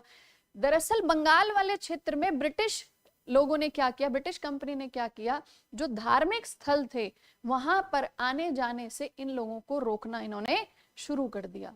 तो इन लोगों के ऊपर जब रिस्ट्रिक्शन लगाना शुरू कर दिया, बहुत पाबंदियां लगानी शुरू की, तो ये बड़े अग्रेसिव हुए उस चीज से, इन्होंने अपनी नाराजगी जाहिर करना शुरू कर दिया। 1763 से नाराज थे, ठीक है। और जब जब इनको मौका मिला, ब्रिटिश जो कंपनी थी उसके अगेंस्ट में ये बोलते रहे। फिर मौका मिला इनको 1770 में। 1770 में बंगाल में पड़ा अकाल, और उस अकाल में बहुत सारे लोगों की जान चली गई, बहुत गंभीर स्थिति हो गई बंगाल की। और अकाल पड़ा तो सबसे ज्यादा नुकसान सबसे पहले किसको होता है? किसान को होता है। अब उत्पादन हुआ कम, लेकिन ब्रिटिशर्स ने कहा कि कोई रियायत नहीं, राजस्व आपको उतना ही देना पड़ेगा। अब कृषक समुदाय परेशान, तो इनको किसका और साथ मिला? कृषक समुदाय। अब एक बात सोचिए कि जो भी इस बंगाल वाले क्षेत्र में कुछ जो सोल्जर्स थे, तो ज्यादातर जो सोल्जर थे, सिपाही, कौन से वर्ग से आते हैं? किसान समुदाय, किसान परिवारों से। ज्यादा किस परिवार से होते हैं? ज्यादातर सब किसान परिवारों से जुड़े हुए होते हैं, है ना। अब क्या हुआ कि जब ये आवाज उठाने लगे अपनी, तो गवर्नमेंट ने सिपाहियों से उम्मीद की कि अब ये इस रिवॉल्ट को सप्रेस करेंगे। उनमें से कुछ ने कर दिया मना, तो उनको आर्मी से निकाल दिया गया। जब उनको निकाल दिया गया तो वो भी विद्रोह में शामिल हो गए। ठीक है, तो कुछ सेवा से निकाले गए सिपाही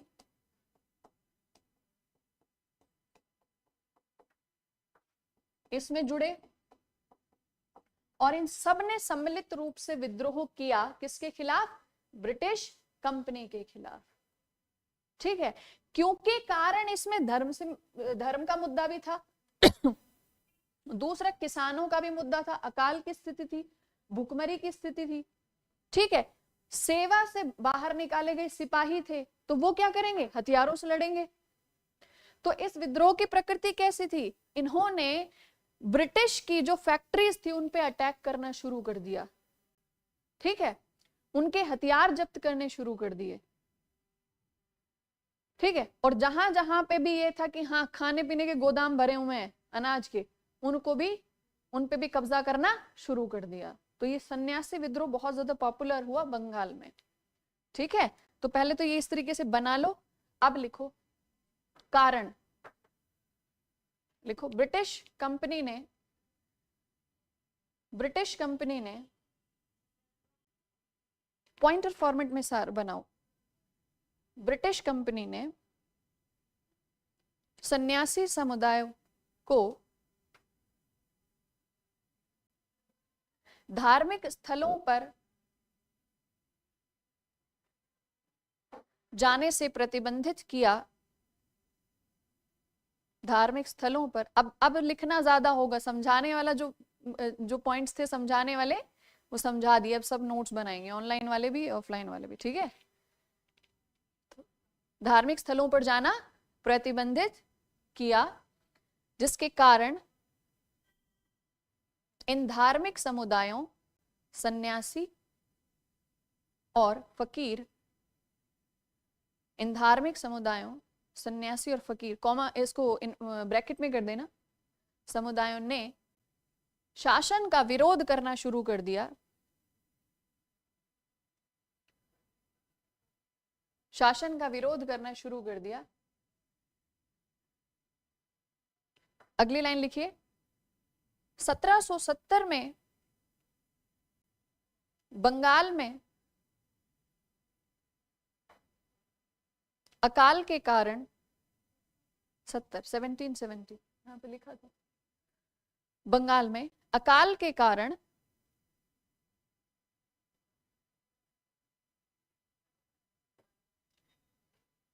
किसानों की स्थिति काफी खराब हो गई, परंतु उन्हें राजस्व में किसी भी प्रकार की रियायत नहीं दी गई। किसी भी प्रकार की रियायत नहीं दी गई।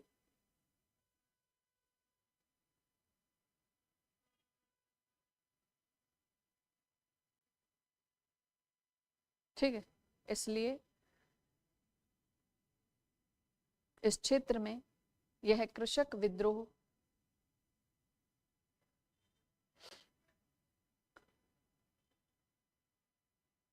और तीव्र हो गया।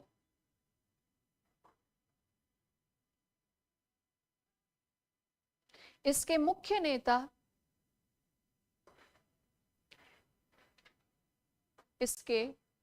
नेता मजनून शाह, लिख देती हूं मैं, इसके मुख्य नेता मजनून शाह थे। मजनून शाह, इन्हें भवानी पाठक और देवी चौधरानी, नाम सुना है?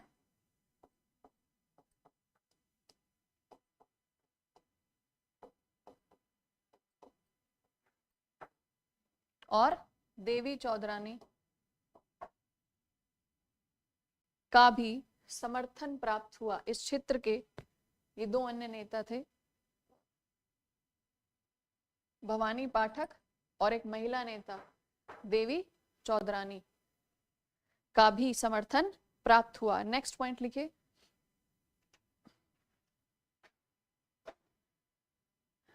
विद्रोहियों ने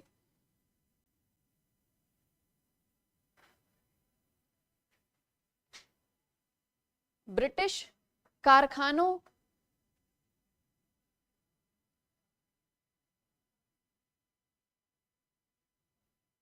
भंडारगृहों, हथियारों और धन संपत्ति को जब्त करना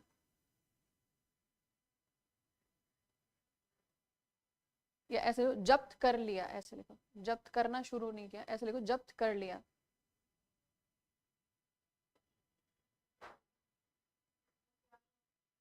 हथियारों धन संपत्ति को जब्त कर लिया। इसके प्रतिक्रिया स्वरूप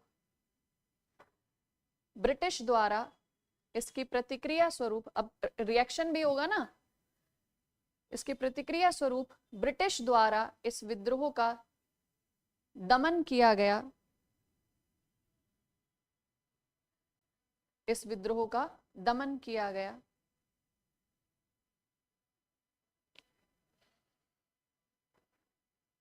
नेक्स्ट स्टार मार्क करके नेक्स्ट पॉइंट लिखना, उसको हाईलाइट करना है, ठीक है?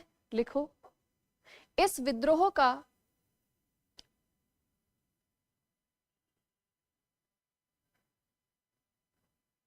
विवरण बंकिम चंद्र चट्टोपाध्याय की किताब आनंद मठ, बंकिम चंद्र चट्टोपाध्याय की बुक आनंद मठ, आनंद मठ में किया गया है। आनंद मठ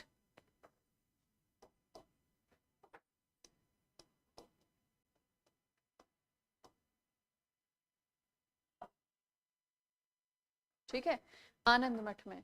तो इसमें बताओ कौन कौन से इंपॉर्टेंट पॉइंट्स पढ़े आपने, बताओ, रिवाइज करो फटाफट, तभी तो याद होगा तुरंत। हाँ,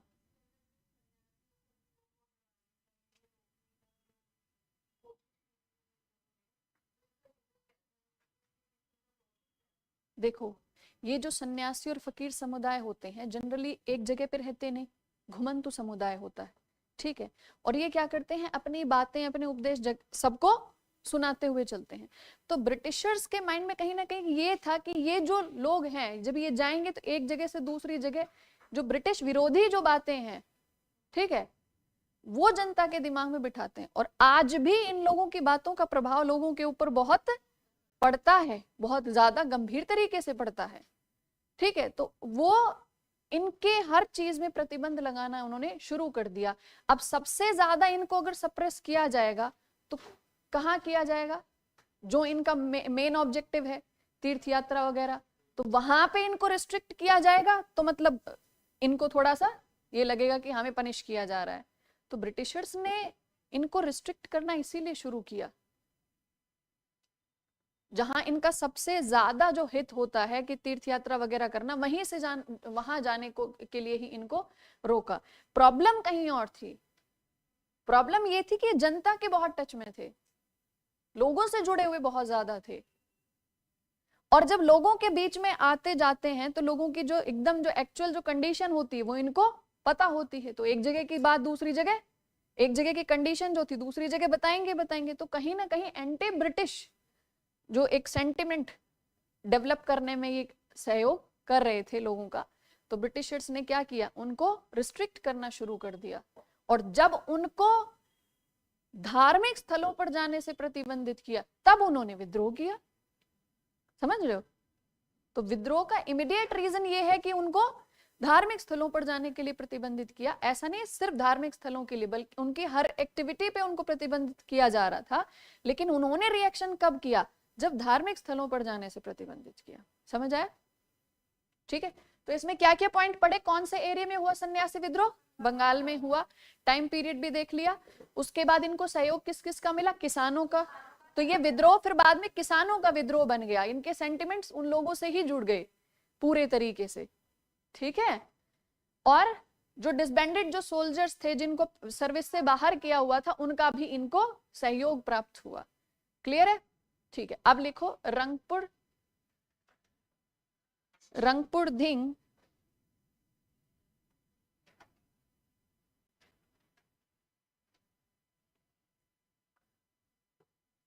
विद्रोह।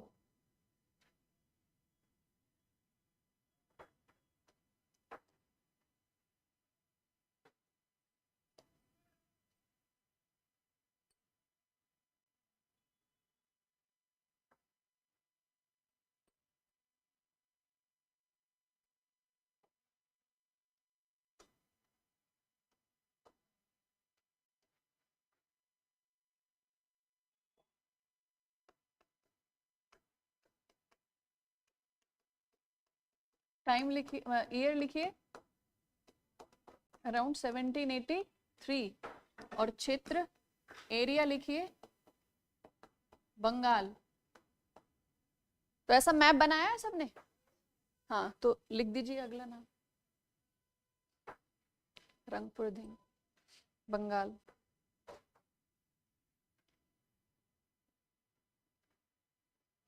अब देखो यहाँ पे क्या इशू था, मतलब ये जो विद्रोह हुआ ये किस कारण हुआ। बंगाल के जो रंगपुर वाला जो क्षेत्र है, यहाँ के किसानों पर जमींदारों की जो राजस्व वसूलने का जो व्यवहार था, जो नीतियां थी, वो बहुत ही ज्यादा एक्सप्लॉइटेटिव थी, शोषणकारी थी। जमींदार बहुत अत्याचार करते थे।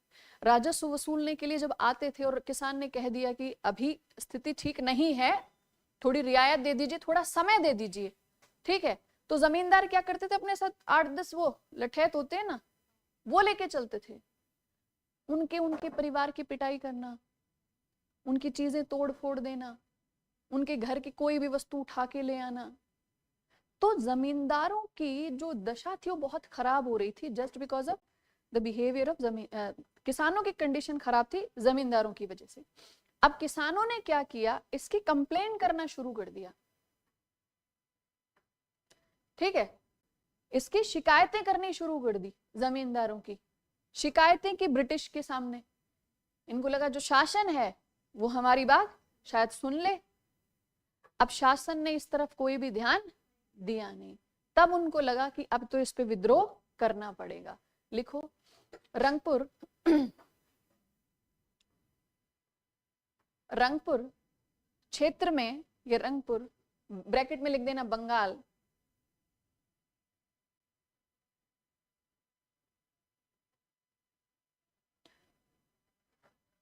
ब्रैकेट में बंगाल लिखना। रंगपुर क्षेत्र में किसानों पर जमींदारों के द्वारा बहुत शोषणकारी नीतियां अपनाई जा रही थी, शोषणकारी नीतियां अपनाई जा रही थी। इसकी शिकायत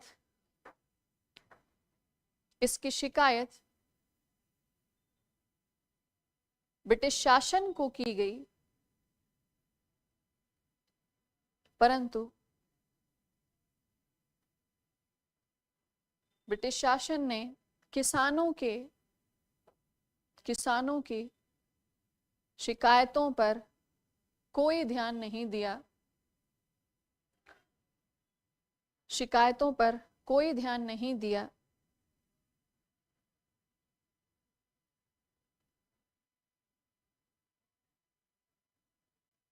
अतः किसानों और छोटे जमींदारों ने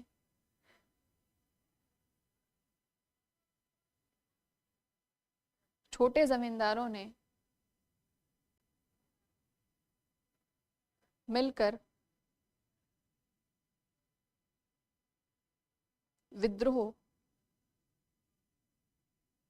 कर दिया।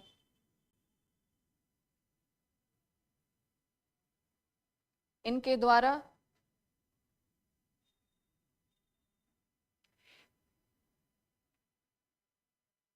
अदालतों पर हमले किए गए कैदियों को रिहा कराया गया।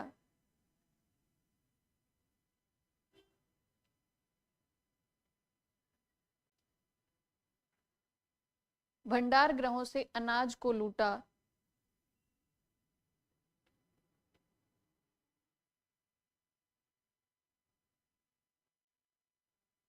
भंडार गृहों से अनाज को लूटना शुरू किया, अनाज को लूटा।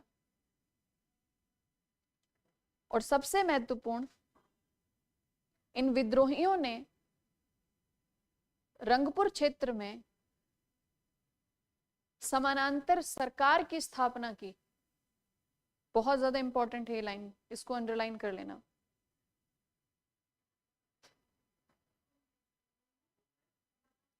समानांतर सरकार, पैरेलल गवर्नमेंट, समानांतर सरकार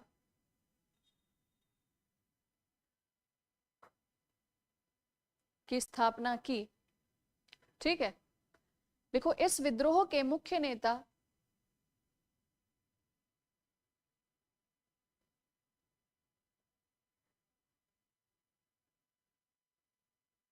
केना सरकार, केना, KENA,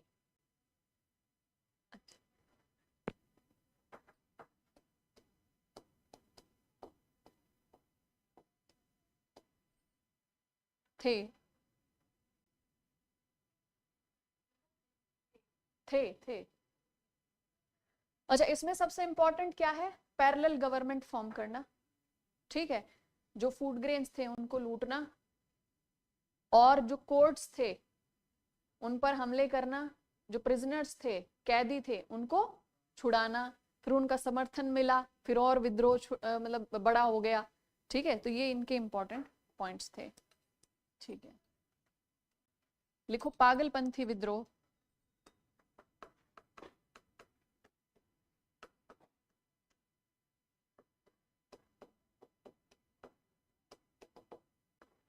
ये भी धार्मिक समुदाय थे। पागलपंथी विद्रोह में भी जो लोग शामिल थे वो भी कौन थे? वो धार्मिक समुदाय थे।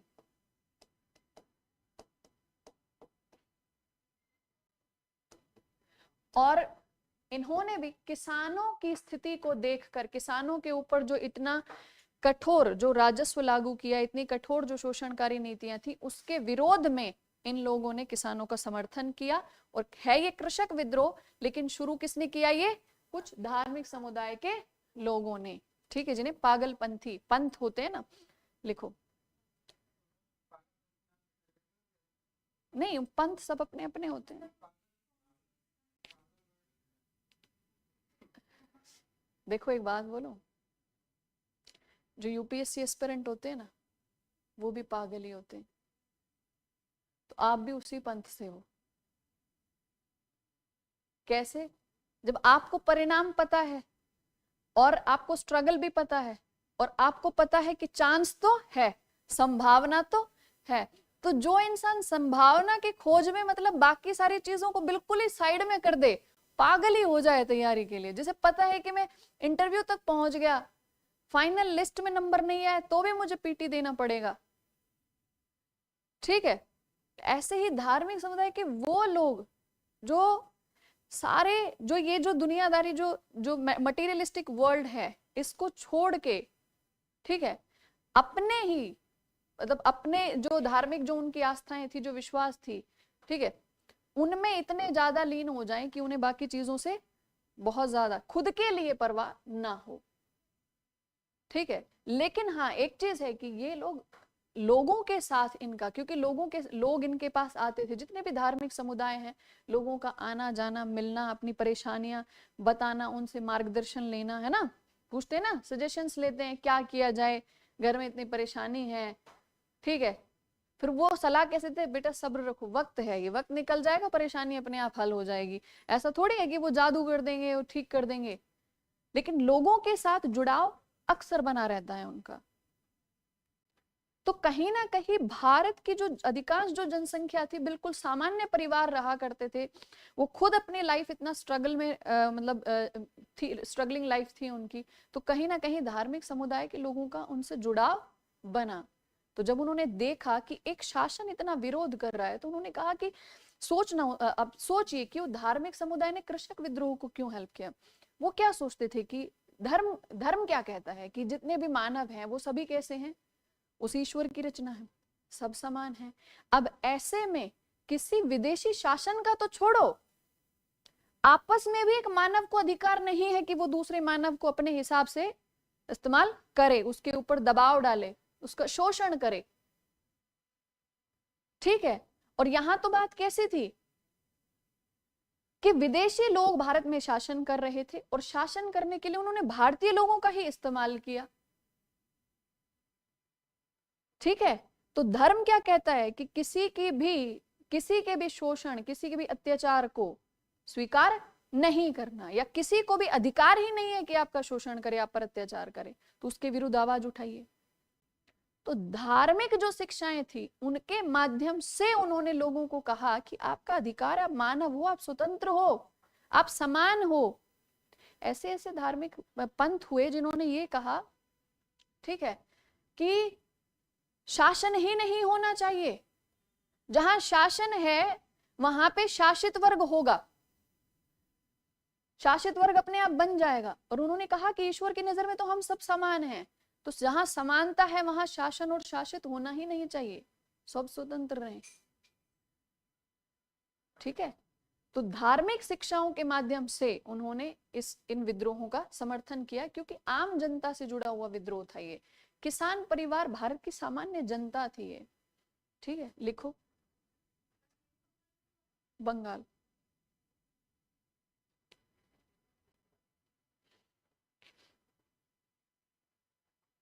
लिखो, पागलपंथी विद्रोह बंगाल में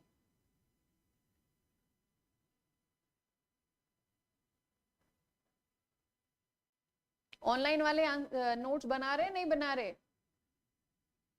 और इधर वाले आप नोट्स दिखाना कैसे बना रहे हो, कॉपियां दिखाइए जरा अपनी। कोई रफ और फेयर वाला तो नहीं है ना? है? दिखाओ कॉपी, ठीक है, नॉट बैड। हाँ, पीछे वाले जी,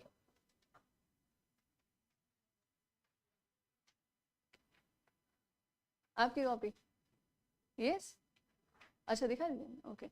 आप, आपकी कॉपी,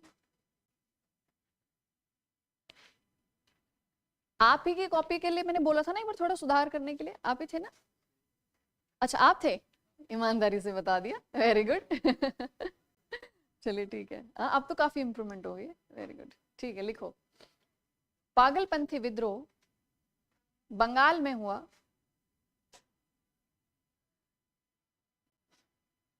समय लिखिए, मतलब ईयर लिखिए। यह विद्रोह 1825 से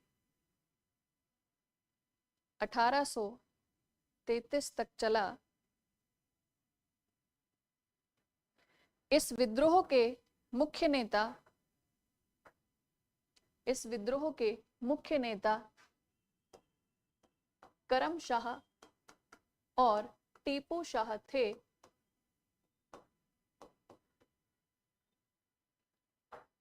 करम शाह और टीपू शाह थे।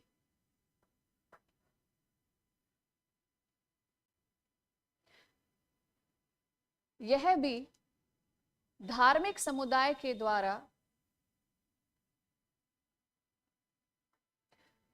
किसानों के समर्थन में किया गया विद्रोह था।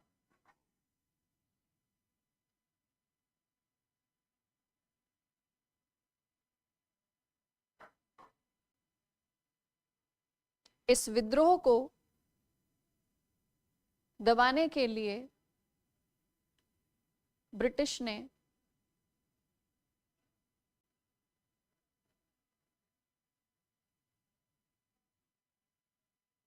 ने हिंसक तरीके अपनाए।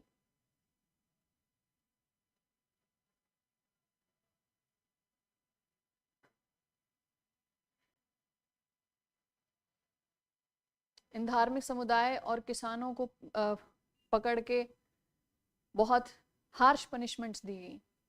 बहुत सारी हत्याएं की ब्रिटिशर्स ने इसको सप्रेस करने के लिए। ठीक है, तो 1833 में जाके ये रिवॉल्ट सप्रेस हो गया। 1825 से शुरू हुआ, 33 तक इसका दमन कर दिया गया, हिंसक तरीकों से इसका दमन कर दिया गया। ठीक है, नेक्स्ट लिखिए। एक विद्रोह है, लिखो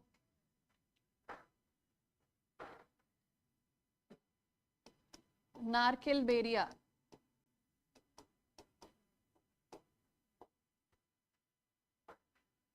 नारकेल बेरिया विद्रोह।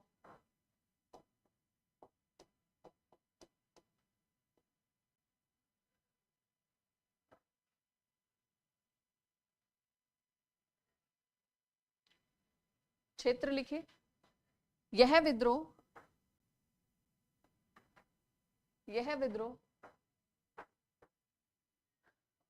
बंगाल के पश्चिमी क्षेत्रों में हुआ। पश्चिमी क्षेत्र में हुआ, मतलब जो अभी पश्चिम बंगाल वाला क्षेत्र है। ठीक है, इसका मुख्य कारण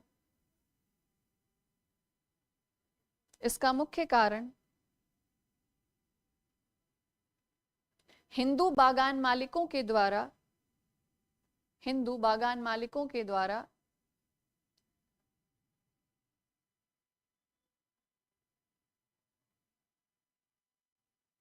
फरेजियों पर, फरेजी मुस्लिम समुदाय, फरेजियों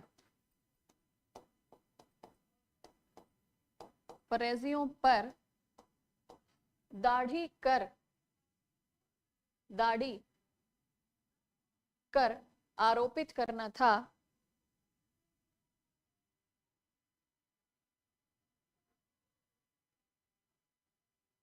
दाढ़ी कर आरोपित करना था।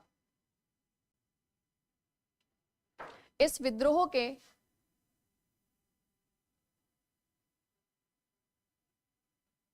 मुख्य नेता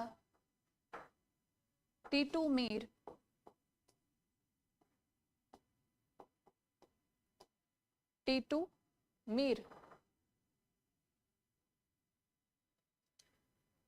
थे। इनको मीर निथार अली के नाम से भी जाना जाता था। एक नाम और इनका लिख लीजिए, मीर निथार अली के नाम से भी जाना जाता था।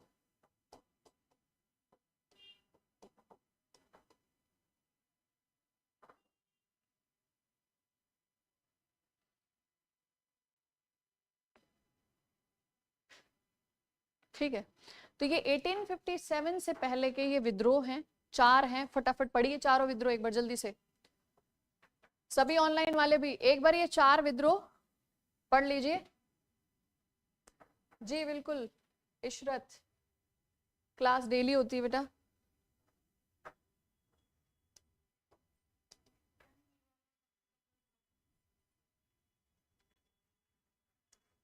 ये शुरू हुआ था 1785 के आसपास, 1785।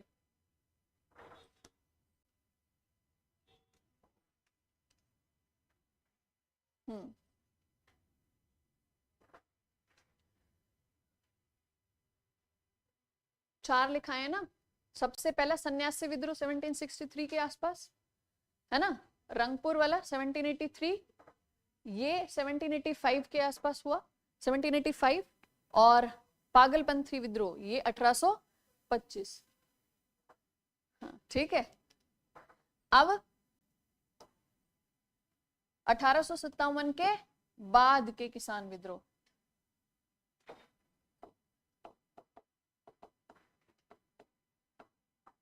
ठीक है, 1857 के बाद किसान विद्रोह। इसमें सबसे पहला और सबसे इंपॉर्टेंट जो नाम आता है वो है 1859-60 में हुआ एक नील विद्रोह। नील विद्रोह, और ये जो नील विद्रोह हुआ था ये भी बंगाल के बंगाल के ही कुछ क्षेत्रों में हुआ। जैसे जो इंपॉर्टेंट है वो है नादिया, मालदा, ठीक है, ये मेन था नादिया, और एक नाम और आता है पाबना। ठीक है, बंगाल के ही इन 3 जगहों पे रिवॉल्ट हुआ, जिसमें सबसे बड़ा जो रिवॉल्ट हुआ वो कहाँ पे हुआ? नादिया में। ठीक है, नील विद्रोह था। नील विद्रोह किस लिए था? कि इस क्षेत्र के बंगाल के किसानों को मजबूर किया जा रहा था कि वो अपने भूमि पर नील का उत्पादन करें। अब नील के उत्पादन में समस्या क्या थी? कहते हैं कि जो नील होता है, इंडिगो, इसका जो प्लांट होता है, प्लांट, इस प्लांट की जड़ें बहुत ज्यादा गहरी होती हैं, और कहते हैं कि ये जो प्लांट होता है ना, ये सॉइल के न्यूट्रिशन को, जो पोषक तत्व हैं, उनको बहुत जल्दी एब्जॉर्ब कर लेता है, खत्म करते हुए चले जाता है सॉइल से। अगर मान लीजिए किसी एक क्षेत्र में अगर लगातार कुछ वर्षों तक अगर नील का उत्पादन कर दिया तो बहुत जल्दी 4-5 वर्षों के अंदर अंदर ही वो जो भूमि है वो बंजर होनी शुरू हो जाएगी। ठीक है, तो नील के उत्पादन के लिए किसानों को फोर्स किया जा रहा था। अब उससे दिक्कत ये थी कि उनकी भूमि बंजर हो रही थी, है ना। अब भूमि बंजर होती चली जाएगी तो उनकी जो रिक्वायरमेंट्स है वो खाने पीने के लिए क्या करेंगे? वो कैसे फसल उगाएंगे, कहाँ उगाएंगे? तो इसलिए उन्होंने मना करना शुरू कर दिया। अब वो मना करे, लेकिन ब्रिटिशर्स और जमींदार क्या कहें उनको कि फोर्सफुली कि आपको यही ग्रो करना है।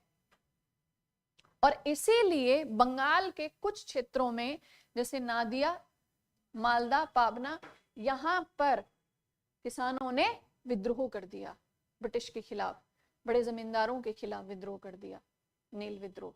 ठीक है, लिखिए इसको, लिखो। इस विद्रोह के मुख्य केंद्र नादिया, मालदा और पाबना थे।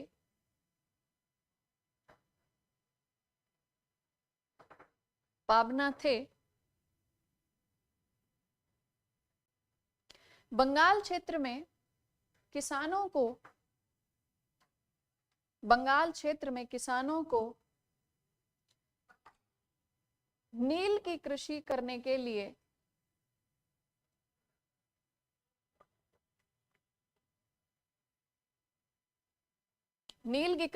के लिए बाध्य किया जाता था।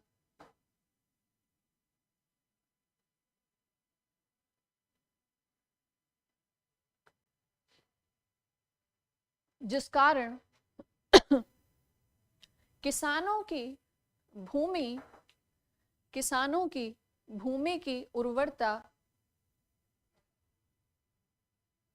उर्वरता कम होती जा रही थी और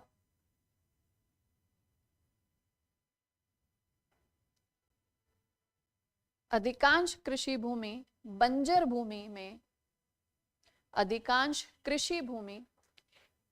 भूमि में परिवर्तित हो रही थी।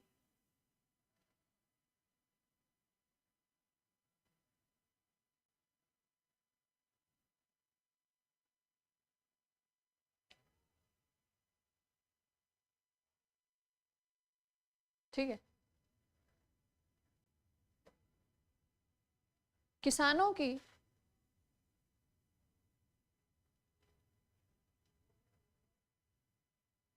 खराब आर्थिक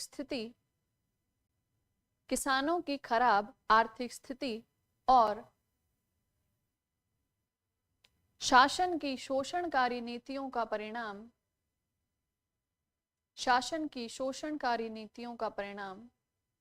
विद्रोह के रूप में सामने आया।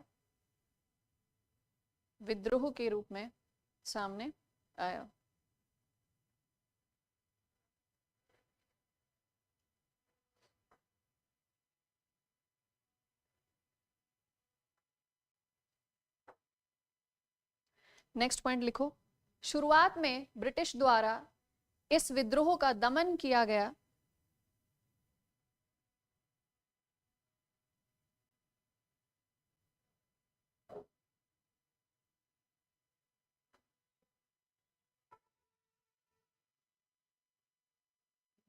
दमन किया गया वर्ष 1869 1869 1869 में 1869 शुरू कब हुआ था? 59 में, है ना। तो शुरुआत में जब ये विद्रोह हुआ तो इसका दमन किया गया, लेकिन ऐसा तो था नहीं कि एक बार विद्रोह हो गया उसके बाद वो मामला खत्म हो गया, क्योंकि नील की कृषि के लिए तो बार बार उनको प्रेशराइज किया ही जा रहा था। फाइनली गवर्नमेंट ने 1869 में एक कमीशन बनाया, इंडिगो कमीशन के नाम से। लिखो, वर्ष 1869 में ब्रिटिश के द्वारा एक नील आयोग का गठन किया गया ताकि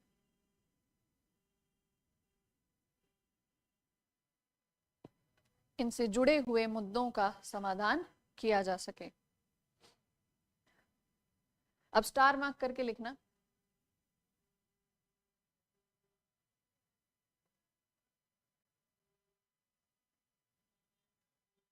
इस विद्रोह का विवरण, इस विद्रोह नील विद्रोह का विवरण दीनबंधु मित्र के रचना, दीनबंधु मित्र की रचना नील दर्पण में, दीनबंधु मित्र, दीनबंधु मित्र की रचना नील दर्पण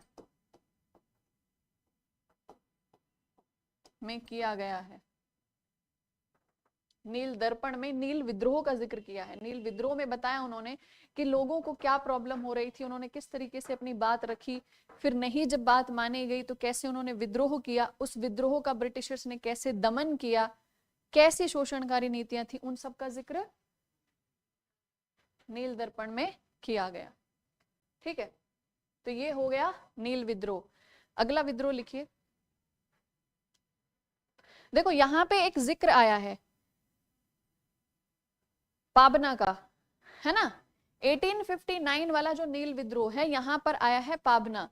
एक और विद्रोह है पाबना का ही, एक और विद्रोह स्पेशली किस नाम से आएगा? पाबना विद्रोह से आएगा, उसको भी लिखेंगे। अभी लिखिए आप, नेक्स्ट लिखिए दक्खन का विद्रोह। दक्खन, दक्खन दंगों के नाम से भी जाना जाता है इसे, दक्खन विद्रोह, डेक्कन रायट्स के नाम से।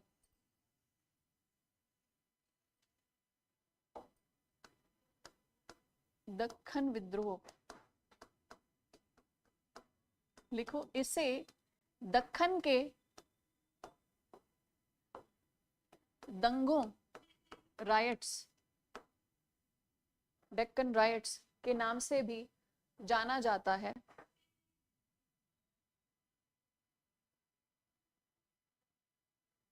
यह विद्रोह वर्ष 1875 में,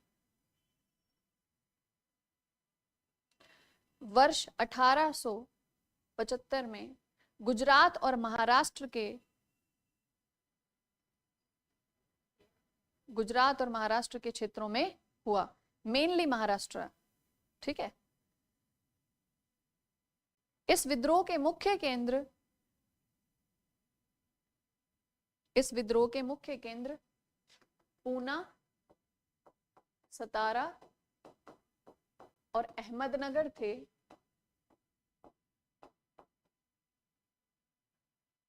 पूना, सतारा और अहमदनगर थे।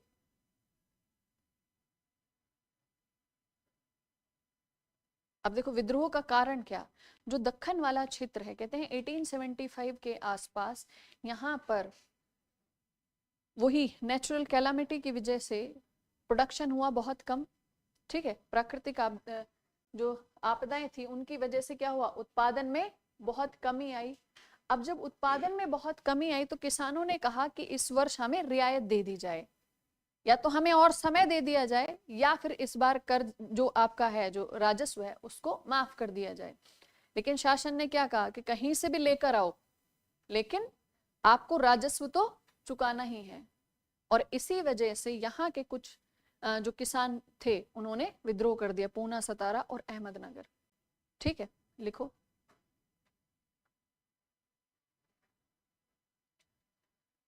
महाराष्ट्र क्षेत्र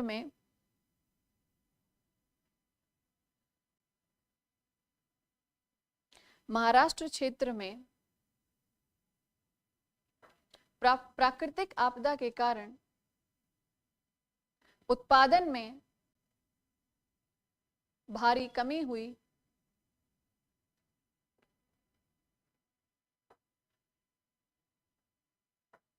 उत्पादन में भारी कमी हुई।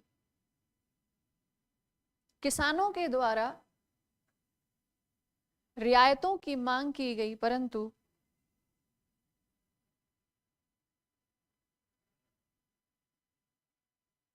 किसानों के द्वारा रियायत की मांग की गई, परंतु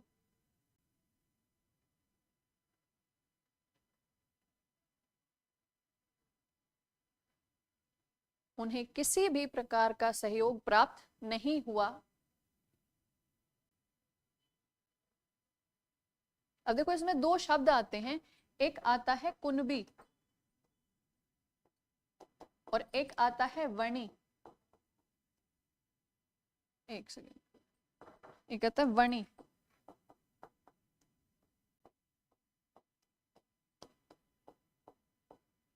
ठीक है, कुणबी कौन है? ये किसान, ये शब्द किसानों के लिए इस्तेमाल किया जाता है। और ये जो वणी शब्द है ये साहूकारों के लिए इस्तेमाल किया जाता है, साहूकार या मनी लेंडर्स।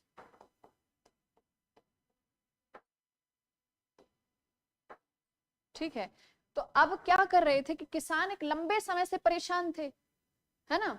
अब जब भी कोई इस तरीके की कोई प्राकृतिक समस्या आ जाती है, ठीक है, तो ऐसा तो है नहीं कि एक ही वर्ष नुकसान हुआ, उसका असर तो आगे भी पड़ता ही रहता है ना। असर कैसे पड़ेगा? जब राजस्व देना ही देना पड़ेगा तो साहूकार से ब्याज पे पैसा लेंगे, और इनका ब्याज फिर क्या होगा, मल्टीपल होता चला जाएगा। अब कहते हैं कि ये इस फेवर में थे कि कम से कम आप हमें ब्याज में रियायत तो दे दीजिए। और ये इनके प्रति बहुत ज्यादा, मतलब एकदम कहते हैं ना कि बहुत हैरासमेंट वाला बिहेवियर, बहुत ज्यादा अत्याचार करना, उस तरीके का व्यवहार कर रहे थे किसान परिवार पे। इसीलिए ये जो दक्खन का विद्रोह है ये कुणबी वर्ग के द्वारा वणी वर्ग के विरुद्ध किया गया विद्रोह माना जाता है।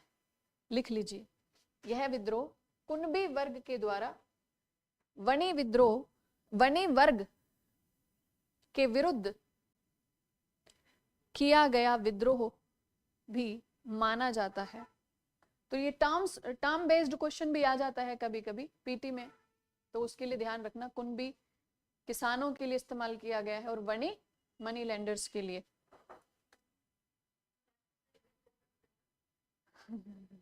यह विद्रोह कुणबी वर्ग के द्वारा वणी वर्ग के विरुद्ध किया गया विद्रोह भी माना जाता है। ठीक है, तो ये हो गया दक्खन का विद्रोह। अच्छा, एक और रीजन आता है यहाँ पर, वो वर्ल्ड हिस्ट्री से जुड़ा हुआ है। दक्खन के जो दंगे हुए थे उसका एक और रीजन है, वो ये कि इस समय अमेरिका में बहुत, अमेरिका की जो राजनीति है उसमें बहुत ज्यादा डिस्टर्बेंस हो रहा था, क्योंकि अमेरिका स्वतंत्र हो चुका था, अमेरिका में गृह युद्ध था। ठीक है, कहते हैं वहां की वजह से, क्योंकि भारत का मतलब दक्खन से, दक्षिण से बहुत ज्यादा व्यापार होता था, कहां पर? अमेरिका में। ठीक है, अब कहते हैं वहां पे डिस्टर्बेंसेस चल रहे थे, इसीलिए यहाँ का एक तो उत्पादन जिन चीजों का होना चाहिए था वो कम हुआ, और जो हुआ उसके भी, अगर उन्होंने कैश क्रॉप, क्योंकि दक्खन है तो सॉइल कैसी होगी? दक्खन है तो कैसे सॉइल होगी? ब्लैक सॉइल होगी। ब्लैक सॉइल में कौन सी क्रॉप होगी? कॉटन होगी, कपास होगी, है ना। तो कहते हैं कि इस क्षेत्र में जो फसल होती थी एक तो बहुत कम हो रही थी, ऊपर से ना इनको रियायतें मिल रही थी राजस्व में, और नकदी फसल हो रही है, और नकदी फसल भी जहां बिकनी चाहिए वहां बिक नहीं रही। क्यों? क्योंकि वहां पे भी पॉलिटिकल डिस्टरबेंस चल रहा था अमेरिका में। तो यहाँ की जो उपज थी उसकी डिमांड बहुत ज्यादा कम हो गई, वो सामान बिका नहीं, तो किसानों को और ज्यादा इसका लॉस उठाना पड़ा। तो किसानों की कंडीशन बहुत खराब हो गई थी इकोनॉमिकली इस टाइम पीरियड में। इसीलिए दक्खन के दंगे के नाम से भी इसको जाना जाता है। क्यों? अब अमेरिका में जो सिचुएशन थी उसके लिए ब्रिटिशर्स के ऊपर रिएक्शन क्यों? क्योंकि कहीं ना कहीं जो अमेरिका में जो लोग थे वो कौन थे? वो कहीं ना कहीं ब्रिटिशर्स थे। और इस समय जितनी भी घटनाएं हो रही थी ना, वो सारी की सारी वैश्विक घटनाएं थी। वहां किसी पर्टिकुलर किसी एक देश का हम नहीं कह सकते। एक दूसरे के प्रति सब उकसा रहे थे, एक दूसरे की घटनाएं एक दूसरे के कारण ही हो रही थी। ठीक है, जब आप वर्ल्ड हिस्ट्री पढ़ोगे तब आपको समझ में आएगा कि इंडस्ट्रियल रिवॉल्यूशन से क्या क्या चेंज आया। एक तरफ इंडस्ट्रियल रिवॉल्यूशन ने उपनिवेशवाद को इतना ज्यादा बढ़ा दिया, जर्मनी इटली के एकीकरण में सहयोग किया, जर्मनी इटली बन गए तो साम्राज्यवादी और दो नई शक्तियां आ गई। ठीक है, ज्यादा से ज्यादा उपनिवेश अपने अधीन करने के लिए विश्व युद्ध हो गए। समझ रहे हो? तो यहां कुछ भी इंडिविजुअल है ही नहीं। क्लियर? नेक्स्ट लिखिए, टाइम हो गया है वैसे, तो एक काम करते हैं, बाकी के जो बच्चे, क्योंकि अभी तो पूरे नहीं हो पाएंगे, कुछ 3-4 पॉइंट्स हैं। जैसे एक पाबना विद्रोह रह गया, और उसके बाद 20वीं शताब्दी में 20th सेंचुरी वाले जो हैं उसमें चंपारण, खेड़ा, बारदोली, ठीक है, तेभागा और तेलंगाना। तेभागा और तेलंगाना बिल्कुल, ये तो एकदम जब इंडिपेंडेंस के टाइम के रिवॉल्ट्स हैं ये। ठीक है, तो ये रह गए हैं, तो इसको हम कल पढ़ेंगे। चंपारण और खेड़ा वाला जो है वो हम गांधी जी के टाइम पे पढ़ेंगे, जब गांधी जी के शुरू किए हुए आंदोलन थे ना, इन दोनों को वहां पढ़ेंगे। लेकिन हाँ, लिस्ट में लिख देंगे, नाम लिख देंगे, तो आपको पता रहेगा कि ये किसान विद्रोह थे। ठीक है, और सबसे बड़ी बात, किसान विद्रोह और जनजातीय विद्रोह बहुत सारे हुए थे, तो कई बार कंफ्यूजन हो जाता है ना। तो उस कंफ्यूजन को दूर करने के लिए हमने किसान विद्रोह वाला टॉपिक अलग रखा है और जनजातीय विद्रोह अलग से पढ़ेंगे। ठीक है, तो कल ये 2-3 विद्रोह पढ़ के उसके बाद हम जनजातीय विद्रोह कल पढ़ेंगे। ठीक है, चलो कल का कुछ ही टॉपिक बचे हैं, तब तक जो आज पढ़ा है उसको बहुत अच्छे से रिवाइज करना। पीछे वाले ग्रुप रिवीजन कर लेना, क्वेश्चन आएगा यहां से, बता रही हूं। और जिसने नहीं पढ़ा उसके पेपर में जरूर आएगा। हाँ, ठीक है। अब आप सोच लो रिस्क ले सकते हो कि नहीं। रिस्क नहीं ले सकते आप, कोई ऑप्शन ही नहीं है आपके पास। Thank you so much, thank you everyone. Online में भी सभी को थैंक यू सो मच।